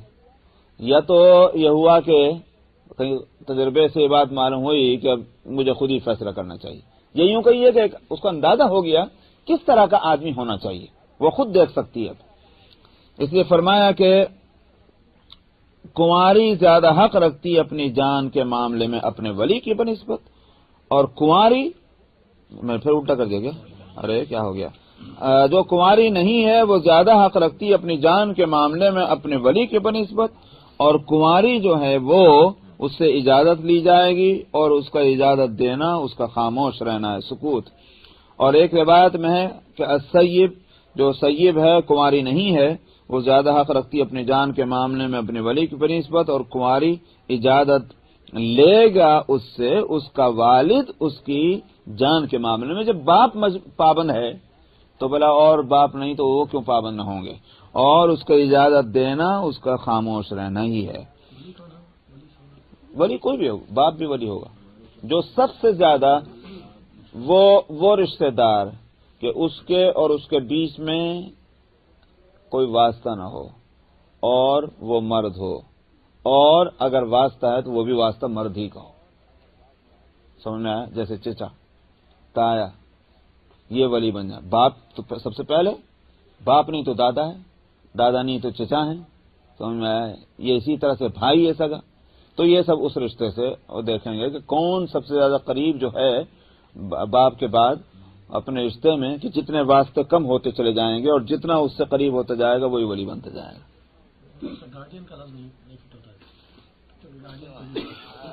ترجمہ تو گارجین ہی کا ہے، ترجمہ تو وہی ہے ولی کا، لیکن جو ہر ملک کے قوانین الگ الگ ہیں. یہاں کے گارجین شپ کے قوانین الگ ہوں گے، اس واسطے وہ ضروری نہیں کہ ہم اس کے پابند ہوں. شریعت نے جو اصول بنایا گارجین شپ کا وہ اس کو رکھیں گے سامنے. ہاں لفظ وہی رکھیں چاہے، لیکن یہ کہ تعریف اس کی جو ہے وہ دوسری ہوگی. نہیں، وہ مراد اس سے وہی ہے، سیبہ ہی مراد ہے، مطلب یہ کنواری نہیں ہے. تو کیوں نہیں، وہ بے وہی سمجھے جاتی. العیم کا مطلب وہی ہے. وعن خنساء بنت خزام ان اباها زوجها وهي سيب فكرهت ذلك فاتت رسول الله صلی اللہ علیہ وسلم فرد نکاحها. حضرت خنسا بنت خزام رضی اللہ عنہا سے روایت ہے کہ ان کے والد نے ان کی شادی کر دی اس حالت میں کہ وہ سیبہ تھی، کنواری نہیں. یا مطلب یہ کہ دوسری یا تیسری جو بھی شادی ہو رہی ہے ان کی، حضرت خنسا کی، انہوں نے ناپسند کیا اس شادی کو اور باپ نے کر دیا. تو نبی کریم صلی اللہ علیہ وسلم کے پاس وہ حاضر ہوئیں اور انہیں صورت بتا دی مجھے یہ شادی ناپسند ہے، پہلے ہی سے میرے باپ نے کی شادی اور یہ ایک واری نہیں تھی، تو آپ نے اس نکاح کو رد کر دیا۔ تب میں یہ بتاؤں اس معاملے میں کہ نبی کریم صلی اللہ علیہ وسلم کے پاس جانا اور آپ کا رد کرنا، اس سے یہ مسئلہ نکلتا ہے کیونکہ شریعت یہ چاہتی ہے کہ اخلاقی معاملہ ہے، اس میں گڑبڑ نہیں ہونا چاہیے، لہذا ایسا نہیں ہے کہ کوئی بھی عورت جو کنواری نہیں ہے وہ یہ کہہ دے میں شادی کو پسند نہیں کرتی تھی، تو یہ تو بڑا مسئلہ ٹیڑھا ہو جائے گا، کسی وقت بھی کہہ سکتی ہے۔ اس واسطے اس کے لیے ضروری ہے کہ قاضی کے کورٹ میں جانا، کیونکہ حضرت خنسا بھی نبی کریم صلی اللہ علیہ وسلم کے پاس حاضر ہوئی تھی اور آپ نے رد کیا تھا، تو اس لیے یہ نہیں ہے کہ آپ نے یہ فرما دیا ہو ٹھیک ہے جو بھی کوئی ایسا ہو تو وہ خود ہی رد کر دیا کرے، یہ نہیں ہوا، بلکہ آپ نے رد کیا۔ اس کا مطلب کیا ہوا کہ معاملات کو کنٹرول میں رکھنے کے واسطے یہ ضروری ہے کہ اس طرح کی چیزوں کے واسطے قاضی کا کورٹ جو ہے اس میں جانا چاہیے اگر مملکت اسلامیہ ہے، اور جہاں مملکت اسلامیہ نہیں ہے جیسے یہ ہے اسلامی نظام نہیں ہے اس ملک کے اندر، وہاں جس بات کو میں مشورہ دیتا رہا ہوں اور ہم نے قائم تو کیا مگر یہ کہ وہ اتنا ایکٹیو نہیں، اس کے لیے دارالقضاء کا قیام، دارالقضاء جو ہے وہ قاضی کے قائم مقام ہو جائے گا ان سارے معاملات میں۔ دارالقضاء کا مطلب یہ ہے کہ اس میں ایک فرد نہیں ہوگا قاضی، بلکہ کم سے کم 3 افراد ہوں گے، اور اس میں یہ بھی ضروری ہے کہ کسی ایک ایسے عالم کے جو فقہی معاملات سے مسائل سے اس طرح کے مسائل سے واقف ہو، اور اگر بالفرض وہ عالم میسر نہ ہو تو کمیٹی بااثر مسلمانوں کی ضرور ہو، اور وہ فیصلہ جب تک نہ نافذ کریں جب تک کسی عالم سے کہیں بھی ہو دنیا میں اس سے مشورہ لے کر کے اس معاملے میں اور وہ فیصلہ دیں۔ لیکن دارالقضاء کا قیام اسی لیے ضروری ہے کہ اس طرح کی جو چیزیں پیش آئیں معاشرے میں سوسائٹی میں ان کا فیصلہ کون کرے گا، اس لیے ضروری ہے اس کے۔ وعن عائشة أن النبي صلى الله عليه وسلم تزوجها وهي بنت 7 سنين وزفت إليه وهي بنت 9 سنين ولعبها معها ومات عنها وهي بنت 18۔ حضرت عائشہ رضی اللہ عنہا سے روایت ہے کہ نبی کریم صلی اللہ علیہ وسلم نے ان سے شادی کی اس حالت میں کہ وہ 7 سال کی تھی۔ معلوم ہوا کہ بالغ ہونا ضروری نہیں ہے شادی کرنے کے واسطے، شادی تو پہلے سے بھی ہو سکتی ہے، نکاح جس کو کہتے ہیں، تو انہوں نے کہا کہ نکاح کیا آپ سے اس حالت میں کہ وہ 7 سال کی تھی اور وہ رخصت ہو کر پہنچی آپ کے ہاں اس حالت میں کہ وہ 9 سال کی تھی۔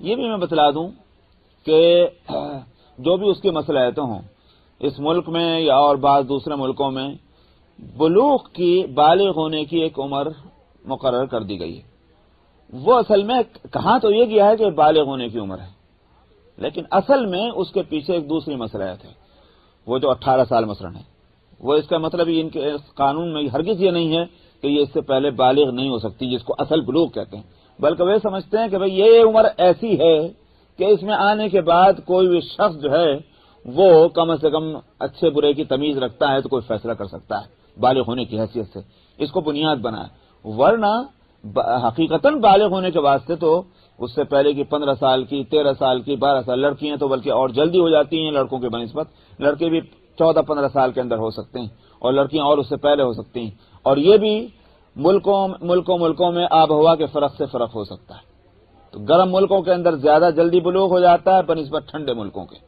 تو اس واسطے عائشہ رضی اللہ عنہا کے اس حدیث سے معلوم ہوتا ہے کہ وہ یا اس زمانے میں لڑکیاں 9-10 سال کی عمر میں بھی بالغ ہو جاتی ہوں گی، تو ان کی رخصت ہوئی اس حالت میں کہ وہ 9 سال کی تھی، اور بچی تو تھیں چاہے 9 سال ہو جاؤ چاہے 7 سال، کہنے کے ان کے کھیل سارے ان کے ساتھ تھے، جہیز میں جو ہے اور کیا جاتا، جہیز میں ان کے کھیل جا رہے تھے، تو کھیلنے کی چیزیں وَلُعَبُهَا مَعَهَا وَمَاتَ عَنْهَا، اور نبی کریم صلی اللہ علیہ وسلم کا جب وصال ہوا اس وقت ان کی عمر 18 سال تھی، 18 سال کی عمر میں بیوہ ہو گئی۔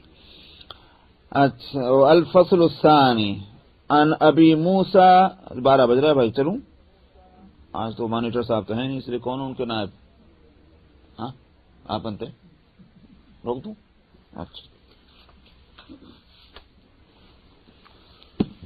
ہے، اور جو کنواری نہ ہو وہ اپنا نکاح خود کر سکتی ہے، جس کی دوسری تیسری شادی ہو رہی ہو وہ خود کر سکتی ہے، وہ حنفیہ کی دلیل ہے۔ تو یہ ہے صورت۔ وعن عائشة ان رسول اللہ صلی اللہ علیہ وسلم قال ایما امرأة نکحت نفسها بغیر اذن ولیہ۔ اس کا یہ مطلب نہیں ہے کہ حنفیہ نے اس حدیث کو چھوڑ دیا یا ان کو اس حدیث کا پتہ نہیں ہے مثلا، بلکہ وہ اس کا مطلب یہ لیتے ہیں کہ لا نکاح بولی، یہ آپ دراصل کنواری کے بارے میں فرما رہے ہیں، تو یہاں اگرچہ اس کی صراحت نہیں ہے، اس حدیث میں اس کی صراحت ہے، تو وہ کہتے ہیں کہ ایک جگہ عموم ہے اور ایک جگہ اس کی وضاحت ہے۔ یہ ہے حنفیہ کا کہنا۔ وعن عائشة ان رسول اللہ صلی اللہ علیہ وسلم قال ایما امرأة نکحت نفسها بغیر اذن ولیها فنکاحها باطل فنکاحها باطل فنکاحها باطل فإن دخل بها فلها المهر بما استحل من فرجها فإن اشتجروا فالسلطان ولی من لا ولی له۔ عائشہ رضی اللہ عنہا سے روایت ہے کہ رسول اللہ صلی اللہ علیہ وسلم نے فرمایا، جس عورت نے اپنا نکاح اپنی ولی کی اجازت کے بغیر کر لیا اس کا نکاح باطل ہے، اس کا نکاح باطل ہے اور اس کا نکاح باطل ہے۔ 3 مرتبہ آپ نے فرمایا، معلوم ہوا کہ نکاح ہوا ہی نہیں۔ یہ ہے شوافع بالکل الفاظ پہ جا رہے ہیں، ہوا ہی نہیں نکاح۔ حنفیہ کہتے ہیں کہ وہ لٹکا ہوا ہے، نکاح لٹکا ہوا ہے ولی کی اجازت پر، نکاح کر لیا کسی لڑکی نے اور وہ بھی کنواری، وہ کنواری نہیں ہے تو اس کا تو حق حنفیہ دے ہی رہے ہیں، لیکن کنواری ہے اس نے نکاح کر لیا اپنا، تو شوافع تو کہیں گے باطل ہے ہی نہیں نکاح۔ حنفیہ کہتے ہیں نکاح تو ہو گیا مگر لٹکا ہوا ہے، ولی اگر اس کو اجازت دے دے، ایگری کر لے درست، اور ولی سننے کے ساتھ فوراً رد کر دے تو پھر ختم۔ یہ ہے حنفیہ کا کہنا، یعنی کہ وہ صورت میں ختم ہو جاتا ہے۔ اچھا، اب اگر ایسا نکاح ہوا اور اس کے بعد رخصت ہو گئی، دونوں کا تعلق بھی ہو گیا، اور حدیث نے کہا کہ نکاح نہیں ہوا مثلا، تو وہ تعلق جو ہوا ہے دونوں کا، اس میں یہ ہے کہ اس صورت میں اس کو مہر دینا پڑے گا، کیونکہ اس نے اس کی شرمگاہ سے فائدہ اٹھایا ہے، اس واسطے اس کو مہر دینا ہوگا۔ نکاح ختم، مہر واجب، کیونکہ اس نے فائدہ اٹھا لیا ہے۔ فَإِنِ اشْتَجَرُوا، اور اگر ان میں اختلاف ہو گیا مہر کے معاملے میں، تو اس صورت میں آپ نے فرمایا کہ جس کا کوئی ولی نہ ہو، بادشاہ اس کا ولی ہے، اس کا مطلب یہ ہے کہ حکومت فیصلہ کر دے گی، یہ مطلب ہوا۔ وعن ابن عباس ان النبی صلی اللہ علیہ وسلم قال البغايا اللاتي ينكحن انفسهن بغیر بینۃ۔ یہاں تک تو مسئلہ آیا ہے ولی کا، اس حدیث میں ایک اور مسئلہ ہے۔ ابن عباس رضی اللہ عنہما سے روایت ہے کہ نبی کریم صلی اللہ علیہ وسلم نے فرمایا، زنا کرنے والیاں ہیں وہ عورتیں کہ جو اپنا نکاح کر لیں بغیر گواہ کے۔ معلوم ہوا کہ وٹنس ہونا بھی ضروری ہے، تو ایک تو ولی کی اجازت چاہیے اگر کنواری ہے سب کے نزدیک، کنواری نہیں ہے دوسرا تیسرا نکاح ہے تو شوافع کے نزدیک تب بھی ضروری ہے، حنفیہ کے نزدیک ضروری نہیں ولی کی اجازت، مگر نکاح کے لیے بینہ یعنی وٹنس وہ ہونا ضروری ہے۔ یہی 2 چیزیں ہیں جو بہت اہم ہیں نکاح میں، ایک تو ولی کی اجازت کا مسئلہ اور ایک کیا نام ہے وٹنس کا ہونا، اور وہ تو بنیادی چیز ہے کہ 2 کا راضی ہونا، ورنہ دونوں ہی راضی نہیں اور ایجاب و قبول نہیں ہو رہا تو نکاح کہاں سے ہوگا۔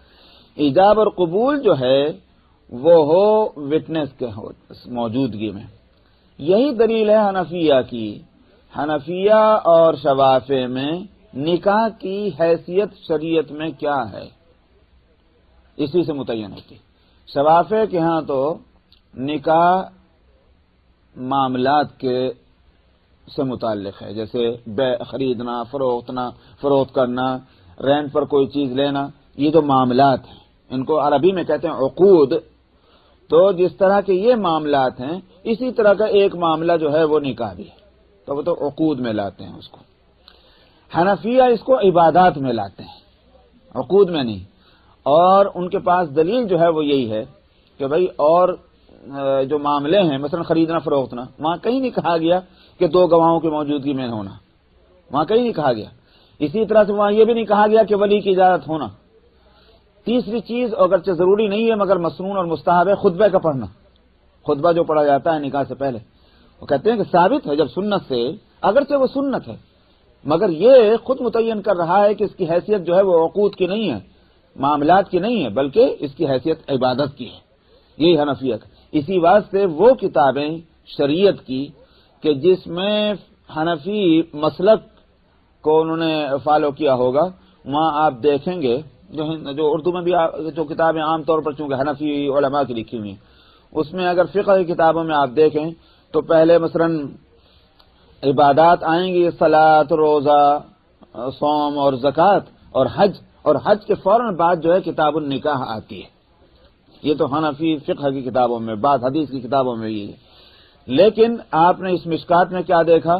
خرید اور فروخت اور رینٹ کا مسئلہ پہلے آ جانے کے بعد پھر اس کے بعد یہاں اس میں نکاح شروع ہوا۔ اس کا مطلب کیا ہے؟ ان حضرت کے جو ہے وہ شوافع کا مسلک ہے کہ خرید و فروخت کے ساتھ لگا ہوا ہے، عبادات کے ساتھ نہیں ہے۔ یہ ہے اصل اس میں بنیاد۔